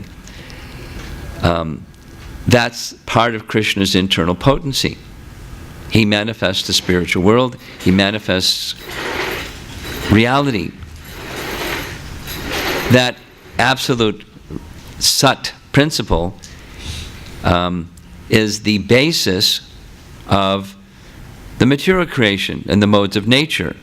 We'll see. Just continue to be a little patient. The modes of nature are shadow-like, perverted reflections of his Vishuddha Sattva. What does that mean? In the process of creation, if you recall, Mahavishnu, so there was a question of why creation. Mahavishnu is reclining in transcendental happiness, enjoying with his internal potency within Rama Devi in transcendental yoga nidra, transcendental slumber, but not sleeping and snoring like we do. Transcendental enjoying within. The living entities are also within during the cosmic annihilation. They're within him. And he's contemplating these living entities. I wish that they could enjoy their ultimate happiness. But in this condition, they're not enjoying that happiness. I wish for that. A desire. And compassionate desire. The happiness of those living entities. Let them experience their ultimate possible happiness. Second desire. This reflection of Rama Devi over there at some distance. She wishes some service. She's inclined to do some service, but she doesn't have any service. I'd like to give her some service to do. He just desires, compassionately, for her to have some service. What happens? Rama Devi, his internal pleasure potency, she knows the will of Mahavishnu. That's her master. He doesn't say anything. He's just desiring, but she knows his desire, and so she takes it upon herself to do that service that will assist him. What's that? She takes those living entities that are within the body of Mahavishnu, and along with her time energy, she entrusts those living entities and the time energy to the glance of Mahavishnu. And the glance of Mahavishnu carries the living entities and the time energy into this sleeping reflection of Rama Devi. There's Rama Devi and her reflection, Chaya Devi in Sanskrit. So when that glance, the time energy and the living entities contact matter in its dormant state, the modes of nature become activated. The three, goodness, passion, ignorance. So the support for the goodness, passion, ignorance is the Lord's own transcendence. Yes? And she, the Maya, the external energy, is the reflection of his internal energy. She doesn't exist. The reflection doesn't exist minus the object. Maya doesn't exist minus Rama Devi. And the modes of nature are transformations of his three, we'll see it in just a moment, eternality, knowledge, and bliss. Specifically, eternality, well, there's a slide that has this little breakdown. Just try to explain this puzzling paragraph a little bit. Then, through this external potency, the modes of nature and matter being governed by the modes of nature, this external potency through this external potency, the creation is extended. And Vedic knowledge regarding the mundane world is diffused through the modes of nature. Everything's coming from Govinda, including the Vedas. But in the process of creation, that which is related to the creation of, how to be a better enjoyer and go to the heavenly planets and all of that, in a religious way, that's through the modes of nature. Question: what is this Vishuddha Sattva? Please explain it again, or expand the explanation. I'm anticipating these questions, so. Answer: Vishuddha Sattva, which is also talked about in text 3, that is the spiritual world, Goloka, is Vishuddha Sattva. It's the nature of the spiritual world, namely, absolute, pure goodness, unmixed with the three modes. The constituents of Vishuddha Sattvam are three: eternity, knowledge, and bliss. Or Sandini, Samvit, and Hladini. Eternity, knowledge, and bliss. Question: what does Bhaktisiddhanta mean by the statement that the three modes, this mundane, goodness, passion, ignorance, are shadow-like, perverted reflections of his Vishuddha Sattvam? Here's the answer. The perverted reflection of Sandini, his eternality aspect or substantive potency, is the mode of goodness. It maintains things. The perverted reflection of Samvit, or cognitive potency, perverted reflection is ignorance, tamagun.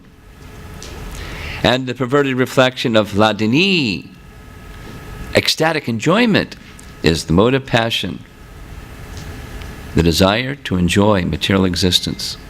The three modes of material nature, going back to the question above,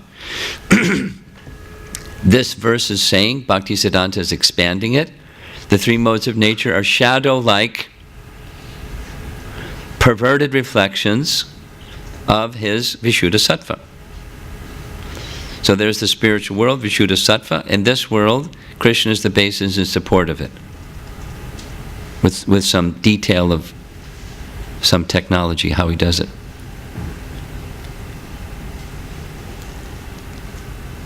So this is now a little review. Hopefully we can put these pieces together and what was puzzling is more clear. What is Vishuddha Sattvam, this absolute substantive principle? The answer is it's Satchitananda, just like our first verse. Satchitananda Vigraha. As Krishna's Vigraha, his form, is made of eternity, knowledge, and bliss. The whole of the spiritual world is made of eternity, knowledge, and bliss. That's Vishuddha Sattva. The whole spiritual world is Vishuddha Sattva. There's no modes of nature there. It's absolute substantive principle.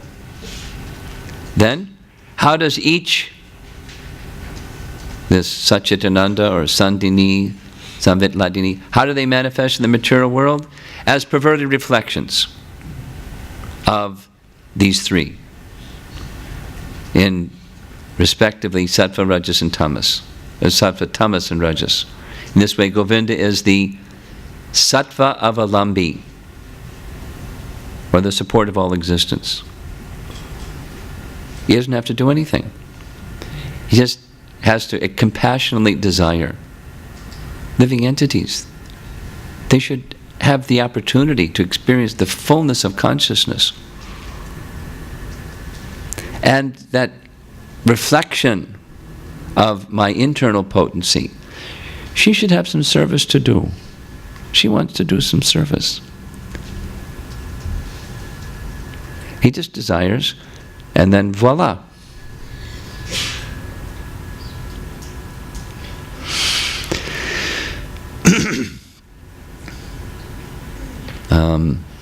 Now, in this, the last part of this verse, the translation of the verse is how the Vedas are diffused through those modes of nature. Now, you remember in text 33, I'm sure, Adurlabham Vedeshu durlabham adurlabham atma bhakto, because we've said it so many times. So, the Vedas, you read the purport carefully of text 33, and Bhaktisiddhanta says the same thing, which is the Vedas deal mainly with the three. Krishna says the same thing in Bhagavad Gita. The Vedas deal mainly with the three modes of material nature, like how to become an enjoyer if you're in the mode of ignorance, how to be an enjoyer if you're in the mode of passion. Come to the mode of goodness and do religious ceremonies according to these formulas that are presented through the modes of nature. So those literatures, by careful study of them, you're not going to understand Govinda. Vedeshu durlabham. Adurlabham atma bhakta. So there are portions of the Vedas that are imbued or invested with the ladini, or pleasure, ecstatic pleasure potency. That's the Srimad Bhagavatam and the Sri Brahma Samhita and other literatures of like that, Bhagavad Gita, because it's the message is the message of pure devotion. Krishna is being disclosed very clearly, and so those two potencies, Ladini and Samvit, or ecstatic potency and cognitive potency, those literatures can disclose. In this verse, Govinda's external potency diffuses the Vedic knowledge regarding the mundane world.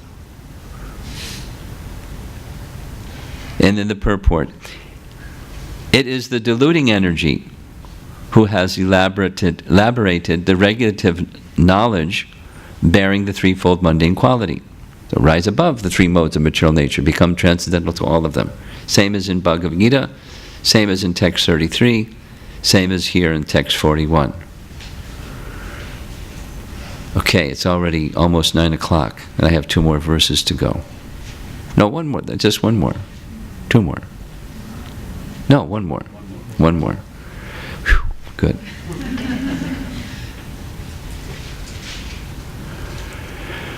So, text 42. Krishna, Krishna. There we go.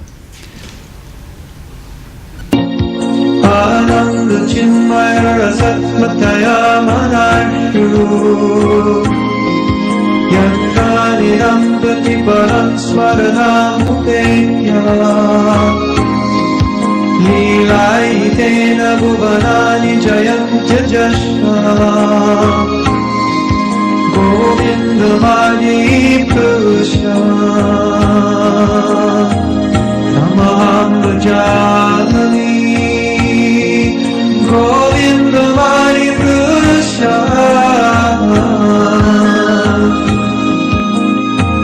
Namaham Bhajami.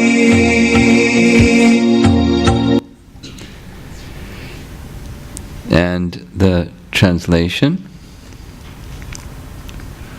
I worship Govinda,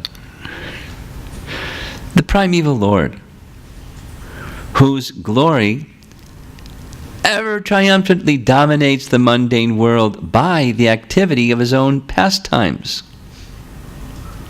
being reflected in the mind of recollecting souls as the transcendental entity of the ever blissful cognitive rasa. So in the first line of the Sanskrit, we have the same language as previous. Ananda Chinmaya Rasa. So, Ananda Chinmaya Rasa. Same as in 36, here again in 41, because rasa is conducted by these two, the Ananda potency, or Ladini potency, or his ecstatic potency, and his Chit potency. Ananda Chit Maya awakens rasa. Krishna is the basis and support of everything, including rasa. And his language, Bhaktisiddhanta writes, Govinda ever triumphantly dominates the mundane world by the activity of his own pastimes. In Chaitanya Charitamrita, there's a meaning of one of the names of Lord Chaitanya is Vishvambar. Vishvambar. Vishva means universe. Vishvambar, by Vishvambar means by distributing love of God, because that's what Lord Chaitanya does. He distributes unlimitedly love of God. And as that love of God is distributed, it floods the world. That's what it says in Chaitanya Charitamrita. He broken open the storehouse of love of God and distributed its contents, and it began to flood everywhere and distributed more, and it just increased and increased. So, similarly, Govinda and Lord Chaitanya triumphantly dominate over the mundane world by the activity of Krishna's all-attractive pastimes and the activity of glorifying Krishna's all-attractive pastimes and form and qualities. What are some examples? Well, in his pastimes, Krishna certainly dominated Kamsa. He was so powerful. One Sako, Kamsa was finished. Or Aghasura, sent by Kamsa to kill Krishna. He transcendentally eliminated the viciousness of Aghasura by entering into the mouth of Aghasura, who then chomped his jaw down, and then Krishna just expanded his body bigger and bigger and bigger and bigger and bigger and bigger and bigger, and he suffocated. Krishna subdued the pride of Indra by his wonderful pastime of lifting Govardhan Hill. Krishna subdued the enviousness of Kaliya by dancing upon his hoods. His own pastimes being reflected in the mind of recollecting souls as the transcendental entity of cognitive rasa. That's how the verse ends, and we're almost done. So there's some examples of this, particularly through chanting. In one of our Acharya's writings, it indicates, this is a question that comes up kind of regularly. When we're chanting, should we be thinking of Krishna's pastimes or the deity form or something or something? And the answer is, according to Haridas Thakur, when we're chanting, we're supposed to be focusing on chanting. And then from chanting, the name of Krishna will become, the form of Krishna will become revealed from within the name. And then the qualities of Krishna and the pastimes of Krishna in sequence. Because everything is within the name. That's means for us, for this age. So this metaphor is given. It's very nice. When you're chanting, you can consider this metaphor. The name is like an ocean of nectar. And you enter properly into the name, you're entering into the ocean of nectar. Within that ocean, there's waves. And you don't have to where's the waves when you're in the ocean? The waves come. And the form of Krishna from within the name. It's not like over there's a wave when you're in the ocean. It's part of the ocean. So it's not like over there is the form of Krishna while I'm chanting the name. It's within the name. If you chant properly according to our acharyas. And then when seeing the form of Krishna, of course, ecstatic, but then the qualities of Krishna become revealed through his form. And that's described in this metaphor as the small waves. There's big rollers and there's smaller waves. And then when the two mix, the big waves, small waves mix, that's his pastimes. Just from the name, just plunge into the ocean of nectar, of the holy name. And then Bhaktivinoda Thakur in Harinam Chintamani gives another comparison. It's poetic, it's a metaphor, but it's inspirational and very helpful.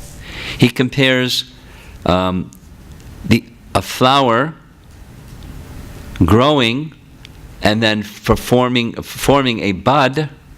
So the name is like the bud, and then the bud opens. So the Lord's holy name is like a freshly sprouted bud of a flower. So think or picture in your mind just the beginning stage of a flower. That's the holy name. We know there's something coming after that, when the bud comes. From the bud comes the form of the flower starts to manifest as Krishna's form starts to manifest. And then there's a fragrance that comes. That's the qualities of Krishna. And then when the bud fully blooms, then that's the pastimes of Krishna. So we don't need to worry about thinking about Krishna's form or his pastimes. We think about the holy name, the bud, and it will manifest. Just stay focused on the name, and all sequentially, by divine arrangement, everything else will follow. Like this nice example of Draupadi. When in distress, Dushasana was trying to disrobe Draupadi in the public assembly. She was a powerful lady. She held on to her sari. But Dushasana was more powerful. So her sari was slipping from her hand.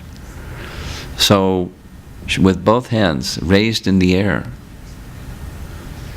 Hey Krishna, Hey Govinda, that's the only resort or shelter in this circumstance. Please protect me. So Krishna appeared from that sincere calling. And as we see from the painting, Krishna supplied unlimited sari, and Dushasana got worn out trying to take her sari off by Krishna's unlimited power in response to Draupadi calling Krishna's name so sincerely.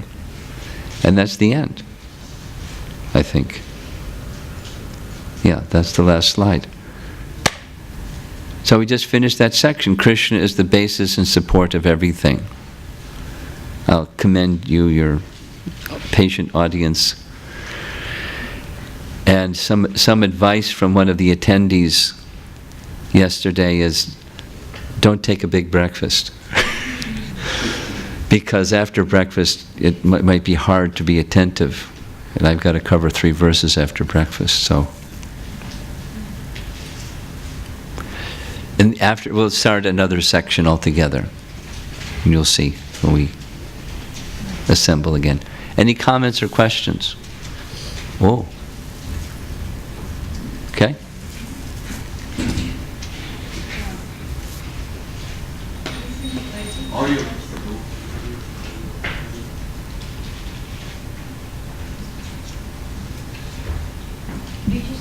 Hare Krishna. At least in the earthly pastimes of Lord Narayana as Lord Srinivas, like he seems to have Vakula Devi as his mother. Seems to have what? Vakula Devi is his mother, and he enjoys parental relationship with his mother. Because in one of the purports, Bhaktisiddhanta said that Lord Narayana, in Vaikuntha there is no parental affection. Well, this is a pastime of Krishna, isn't it? I thought it was Lord Narayana who was kicked in the chest, and then he comes down to meditate as Lord Srinivas. But he's coming as Krishna, no? Yes. It's like what I heard was Mother Yashoda. Mother Yashoda could not witness the wedding of Krishna, so in the next pastime, Mother Yashoda came as a Vakula Devi so that she can do the wedding of Srinivasa. So is Krishna himself. This is.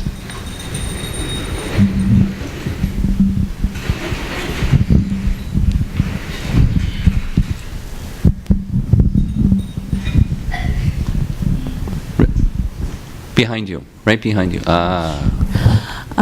Guru Maharaj, a comment and a question. The poetry of the Brahma Samhita is so beautiful. The salve of love, the poetry of the Brahma Samhita is so beautiful. Yeah. Blooming lotus eyes and the salve of love, and also just the poetry of our acharyas translating the commentary as well, the words as well, in the Brahma Samhita or in Srimad Bhagavatam. I just wanted to comment on the beauty of the poetry. And question, on the last slide you showed, Draupadi. So, very natural tendency to hold on to the sari, when the shashan is... Sure. So, and then she takes that leap of faith to let go and just put her hands up in the air. Would you please comment on what it takes to take that leap of faith in those distressful situations? Well, like Gajendra, in some circumstances there's no option. He fought. Draupadi held on to her sari. They did, the intelligent thing. And at some point, there isn't an alternative. That's in our worldly circumstance. Like, even in Vrindavan, when Nanda Maharaj was being swallowed by the giant serpent at night, the cowherd boys got sticks from the fire and started beating the serpent, beating the serpent, beating the serpent. They kept swallowing Nanda Maharaj. And then, Krishna. So, it's circumstantial. From one circumstance to another, one may come to that position where any practical activity I can do isn't going to bear any fruit. There's only one thing. So it's not in all circumstances we just throw our hands up in the air and say, okay. Some questions over on the men's side? You want to do your online? Go ahead. There are three questions, Maharaj. Can I do all three? Okay, sure, go. Okay, first one is from Virajite Singh Mataji. She asks, how can we in conditioned state genuinely desire to do everything for the pleasure of Krishna? Well, in a conditioned state, we're not. But we can cultivate. And we cultivate following the examples of those that are in that position.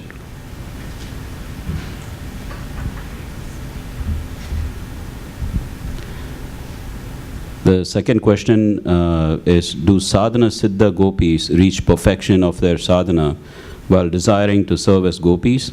Or that is their constitutional position and they reach perfection of sadhana in that position?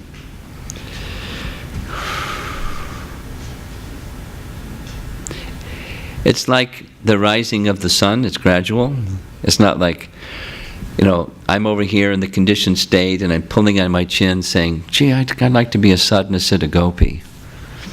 Not how it works. So, one may evolve to that position, depending upon, Krishna's desire and one's natural position and other association and so many other circumstances. It evolves, and so one may be a sadhana siddha gopa, or one may be a sadhana siddha cow, or depending upon all these variables. Go ahead. And the last question is from Leeleshwari Mataji. She asks, how do we continue the loving and serious mood to reach love for Krishna, inspired by these few days after the seminar when mind and conditioning takes over? Go back and listen again. And chant good japa. Yeah. You've been talking about how the Samvit and Ladini Shaktis or potencies, they inspire a person to go to different stages of evolvement. Yeah. So how does the Samvit potency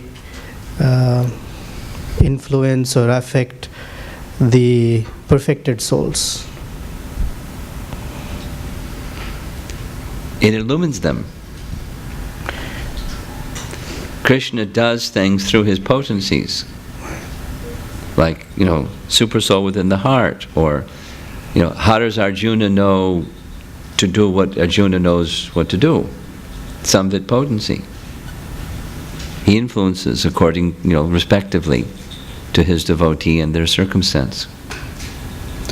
Because the reason the question came was yesterday you showed the picture of Mother Yashoda tying Krishna. Yeah. And in that Bhagavatam verse, that particular word was Matva Atmajam. Yes. She thought so she has no sense of that this is God. No sense. But the Samvit then illumines her in different ways by which she can serve. And Krishna enjoys that more than one who sees him as God. So because she has that capacity of purity, he inspires her heart in that way. As any one of us, however our heart becomes inspired, is inspired, we're dependent upon Krishna for everything. Yes? Hare Krishna. So the theme for this section is that Krishna is the basis and support of all existence. Yes. So how does verse 42 relate to that? Because How does verse 42 do what? How does verse 42 relate to the section theme? I couldn't follow. How does verse 42 relate to this section? That Krishna is the basis and support of all existence. How does it not? Because I don't understand the question. Because in the previous verses there's direct mention that in verse 39 it says Krishna is the source of all incarnations. He's the basis of all. It's that the Sanskrit of the verses begins Ananda Chinmaya Rasa. Ananda means bliss. Chinmaya or Chitmaya is cognitive, and Rasa is rasa, mellow or enjoyment with Krishna. Krishna is the basis of that. It's his potency that enables that to be. We're a spirit soul. We're dependent on Krishna's energies for material or spiritual happiness. He's the basis of that rasa. That's the connection. Yes? Go ahead. Right there. Okay. Hare Krishna Maharaj. Maharaj, the Tribhanga form of Lord Krishna, what is the significance of that? The which form? Tribhanga form. The Tribhanga. Yeah. He enjoys. That's the significance. It's very attractive. And he's inspiring the happiness of his devotees. Yeah, I had a question, Maharaj. So, it's like Michael Jackson dancing on stage. He's entertaining the audience. They like the Michael Jackson dance. Krishna's Tribhanga, he's enlivening his devotees. They don't like the Michael Jackson dance. Go ahead. So how should we explain Krishna's relationship with the gopis to a non-devotee? Context is, there's an uncle of mine who asked me this question several years ago, and I wasn't able to answer that very well. Restate the question slowly. How should we explain Krishna's relationship with the gopis to a non-devotee, to a, who's not? Well, it depends on the non-devotee. Depends on the non-devotee. Depends on the non-devotee. I mean, how would I explain it to my sister?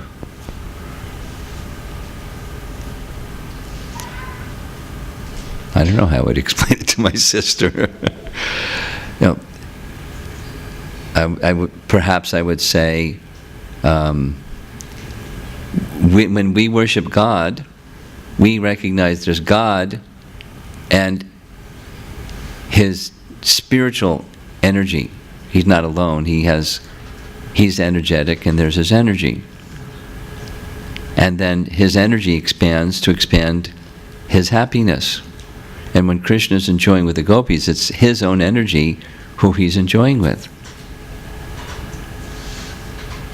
And she might say, well, that's interesting. She won't, I don't think she would say, well, you know, here's my moralistic yardstick and I don't like it. Some people might say that. So it depends on the person. Yes, Ajita and then Mataji. Hare Krishna Maharaj. Yeah. In Bhagavad Gita, Krishna says, I'm the seed-giving father. But in the Vrindavan pastimes, we never, even in the Vatsalya Rasa, we don't say Krishna taking the father's. Even in the which past? Speak slowly. Even in the? In the parental rasa. Parental rasa. We don't see Krishna taking, at least I've not heard of Krishna taking the form of a father or having children or so. Of course he does. In Vrindavan?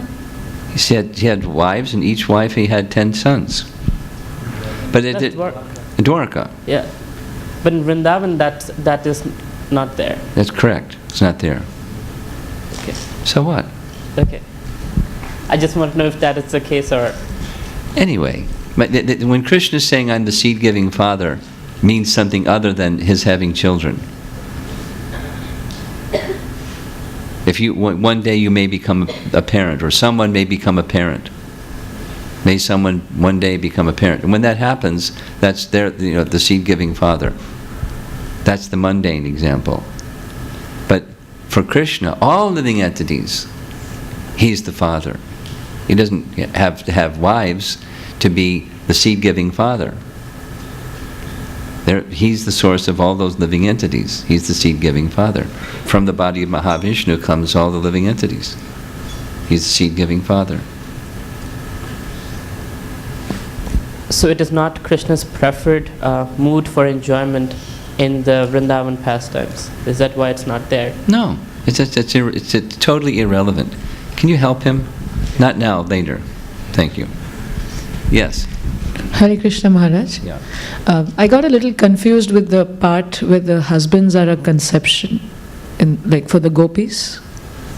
And the question I have is, so then these pastimes that we hear about Radharani walking out as Subala holding the calf, or Jatila, Abhimanyu being hit with a broomstick by his mother. So I missed that part. Are these also like a feeling or a conception or bhava just to aid the pastime, or as opposed to what? Or did they happen in the earthly realm and they don't happen in Goloka? There's no Abhimanyu in Goloka. There's no husband of Radharani. There's the sense, but there's no husband of Radharani or any of the gopis. And here, there's the sense that there's a husband, but practically speaking, there's no marriage. But there's the bhava that they're married. So, and she, Radha, is living in the home of Jatila, Abhimanyu's mother. Like the extended family program. And there's Katila, the sister of Abhimanyu, and Radharani and her so-called husband. There's the pastime like that. Now, does that answer your question? So these pastimes happen in this Leela, when they come here? It's a pastime. Yes, it happens. And we narrate the pastimes that happen. But the sense that the issue here is Radharani married? And the answer is no.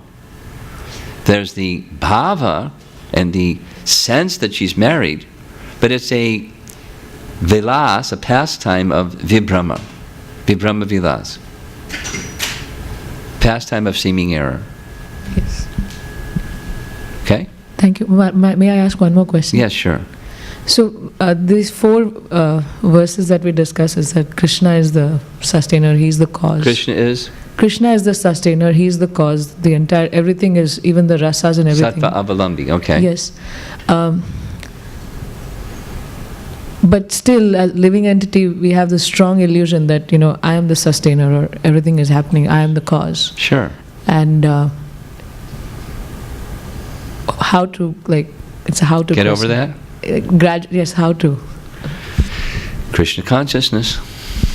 By the process of devotion, Krishna consciousness. It's gradual. So we have knowledge and devotion. And the combination, we do. We can progress. The cleansing, the receiving, in that cleansed condition, can incrementally growing. The bhakti seed, bhakti lata bija, is given, and we cultivate it, and gradually. The material conceptions fall away, and the spiritual conception evolves. And the spiritual taste and the material taste dissipates. The light comes on, the darkness goes. The rising of the sun. Gradually. Thank you, Maharaj.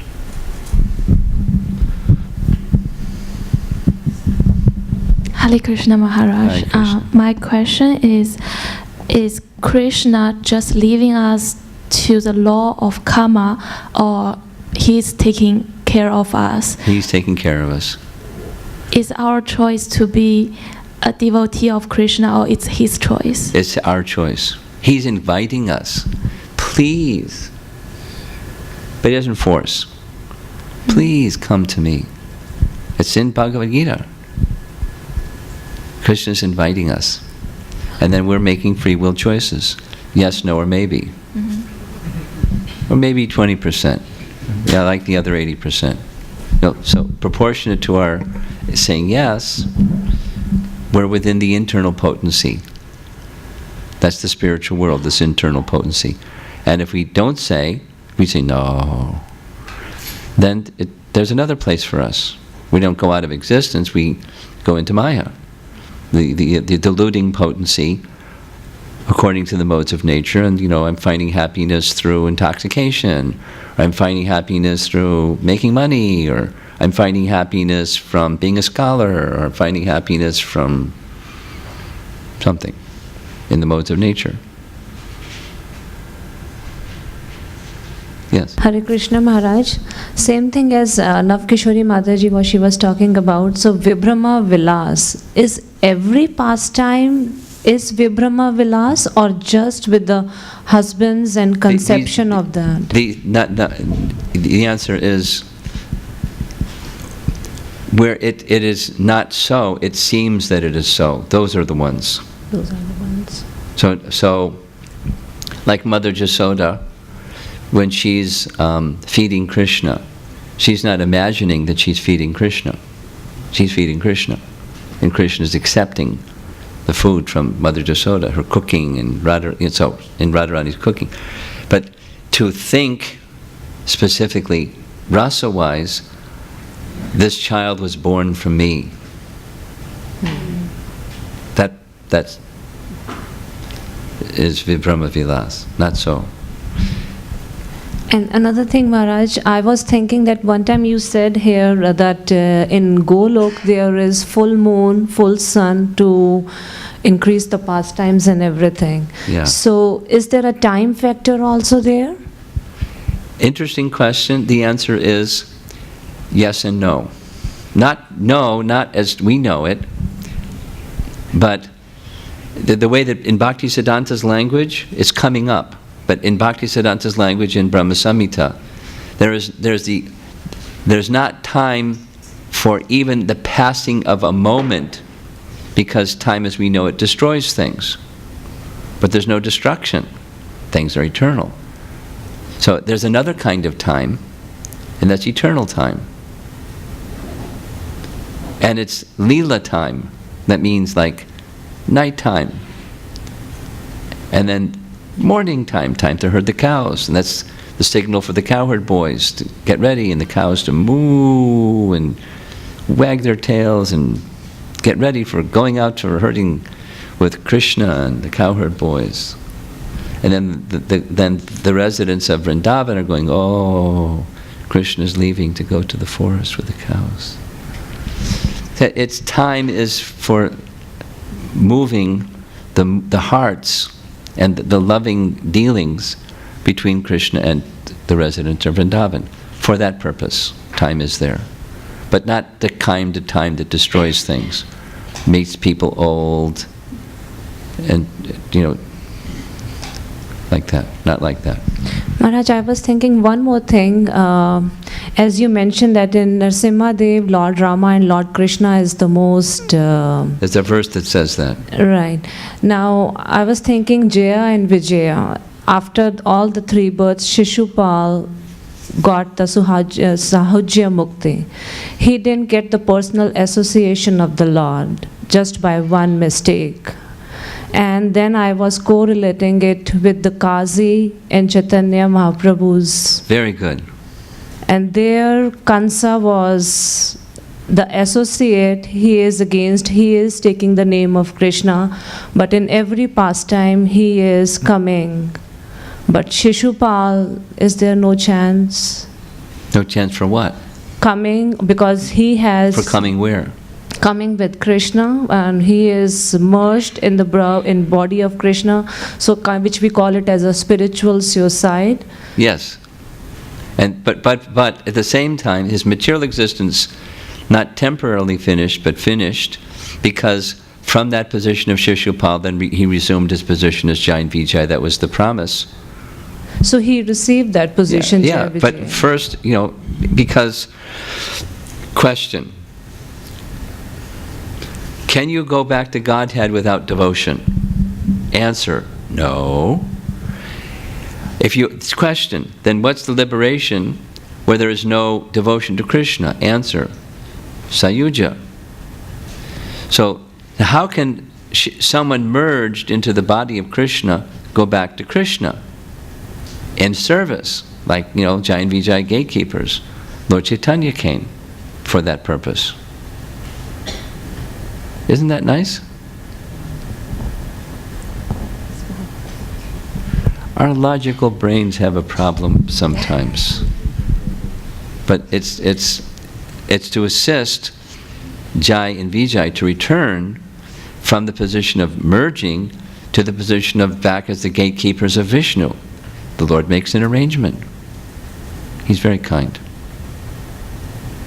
It's His arrangement, so they can go back to their post of serving. They're very confidential servitors, Jai and Vijay. They're not like fellows, kind of ordinary fellows. They prayed to Lord Vishnu, our dear Lord, we know that you like chivalrous combat, but who can be a suitable combatant for you? If you so desire, we'll take that position. He fulfilled their desire, and he brought them back.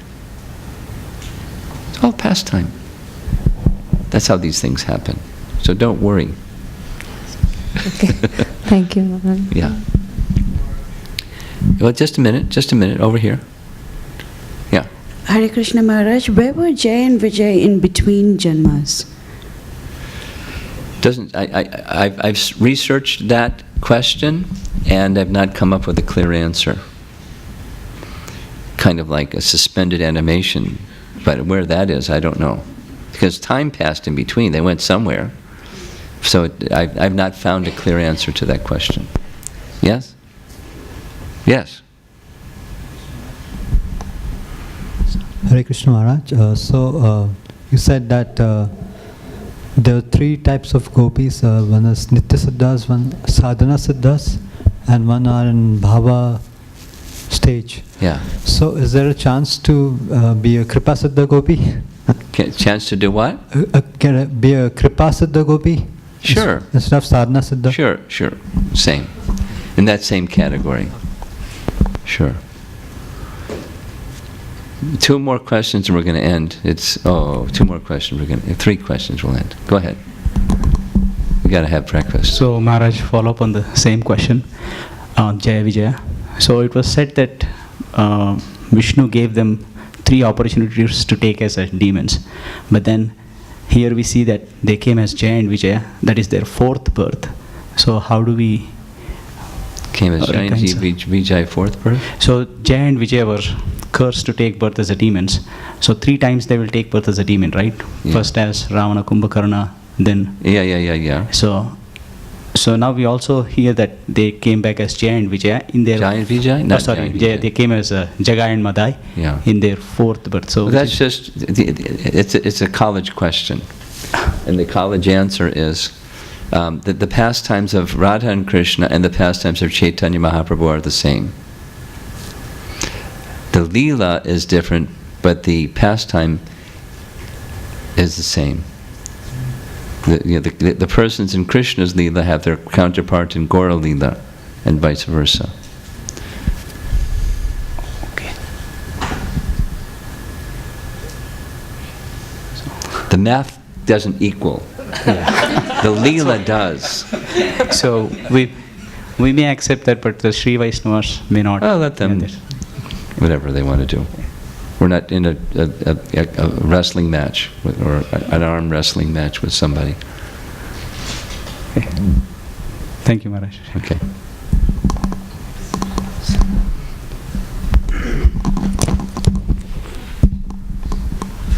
Hare Krishna Maharaji. In one of the slides, it was mentioned the sky has a covering of the 7 material elements. I'm aware of I don't know if you're quoting it correctly, but go ahead. So, it was written that the sky is everywhere and it is covering of the 7 material elements. Well, we look up in the sky. There's some trees out there. It stops snowing. And then above the trees, there's the sky, and then there's the clouds, and there's above the clouds. And you keep going and going and going, and you get the coverings of the universe. So the sky is within the coverings of the universe, and there's 7. And beyond the coverings of the universe, on the other side, there's the river Viraja, and then there's the Brahma Jyoti, and all of that's within the Brahma Jyoti. So now, what's your question? Okay, so I think, I was thinking that the Panch Bhuta, which I know that is the part of elements, and 2 I am not aware of. Panchabhuta are the elements, and something you're not aware? I couldn't follow. There are 7 coverings in the universe. He knows 5 of them. He doesn't know what the other 2 are. Oh, that's what you want to know? What's the identity of the 7, the other 2 coverings? That's right. False ego and Mahatattva. That's my memory. I'll check. Brihat Bhagavatamrita has the list, very clear. And I'll do the research during breakfast, and we'll come back right after breakfast, and I'll let you know, after researching it. Thank you, Maharaj. May I continue with one more? I don't know. So, in one of the slides, the Sattva, Rajas and Tamas were the 3 women holding the 3 different colors, yellow, red and blue. Yes. So the red and blue are the same signifies here as the Tamas and Rajas in material world? No. No. Okay. Well, wait a minute. There's no modes of nature in the spiritual world. Those 3 colors are of the material world. Are we in agreement? So then, can you say your question again? The Vishuddha Sattva has its 3 parts, or components. Eternality, knowledge, and bliss. The perverted reflections find themselves as the modes of nature, and each corresponding to one of the eternity, knowledge, and bliss. Now, what's your question? So that color doesn't signify, right? No, color doesn't signify anything. Yes, that's all. Yes.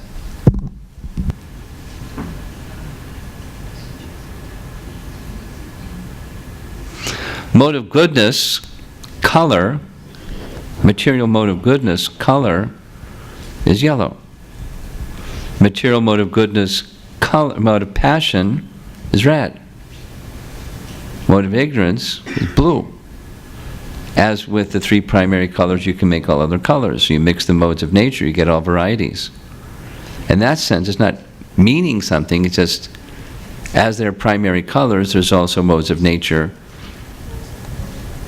of corresponding coloration, thus color. Go ahead. Guru Maharaj, everything that is found in the material world is a perverted reflection of what is found in the spiritual world. And my understanding was that except for envy, which is not found in the spiritual world, everything else that exists in the material world, its original prototype is in the spiritual world. So I've been confused because we've been hearing of many other things like, there's a conception of marriage, there's a conception of husbands, of birth, of demons, but they're not actually existing in the spiritual world. So? I'm waiting. What's the punchline? So apparently there's more than just envy that doesn't actually exist in the spiritual world. I don't understand the question. Do you understand the question? A little bit, you think? No, he has the relationship. He may know what's like ticking inside.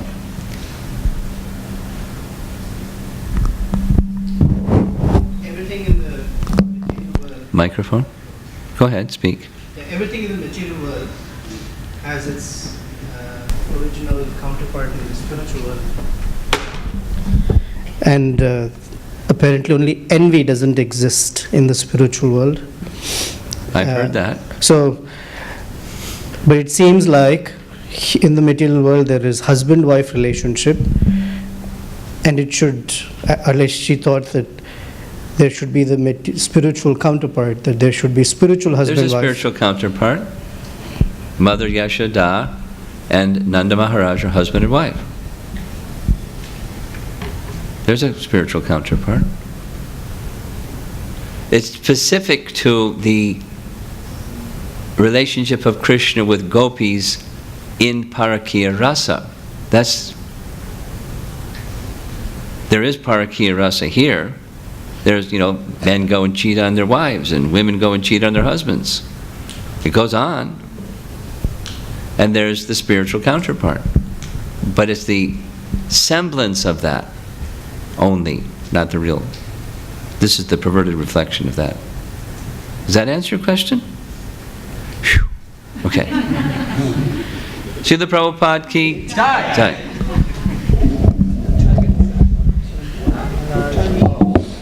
How much? What? 10:30. Huh? 10:30. 10:30? 10:30. Did they offer the breakfast?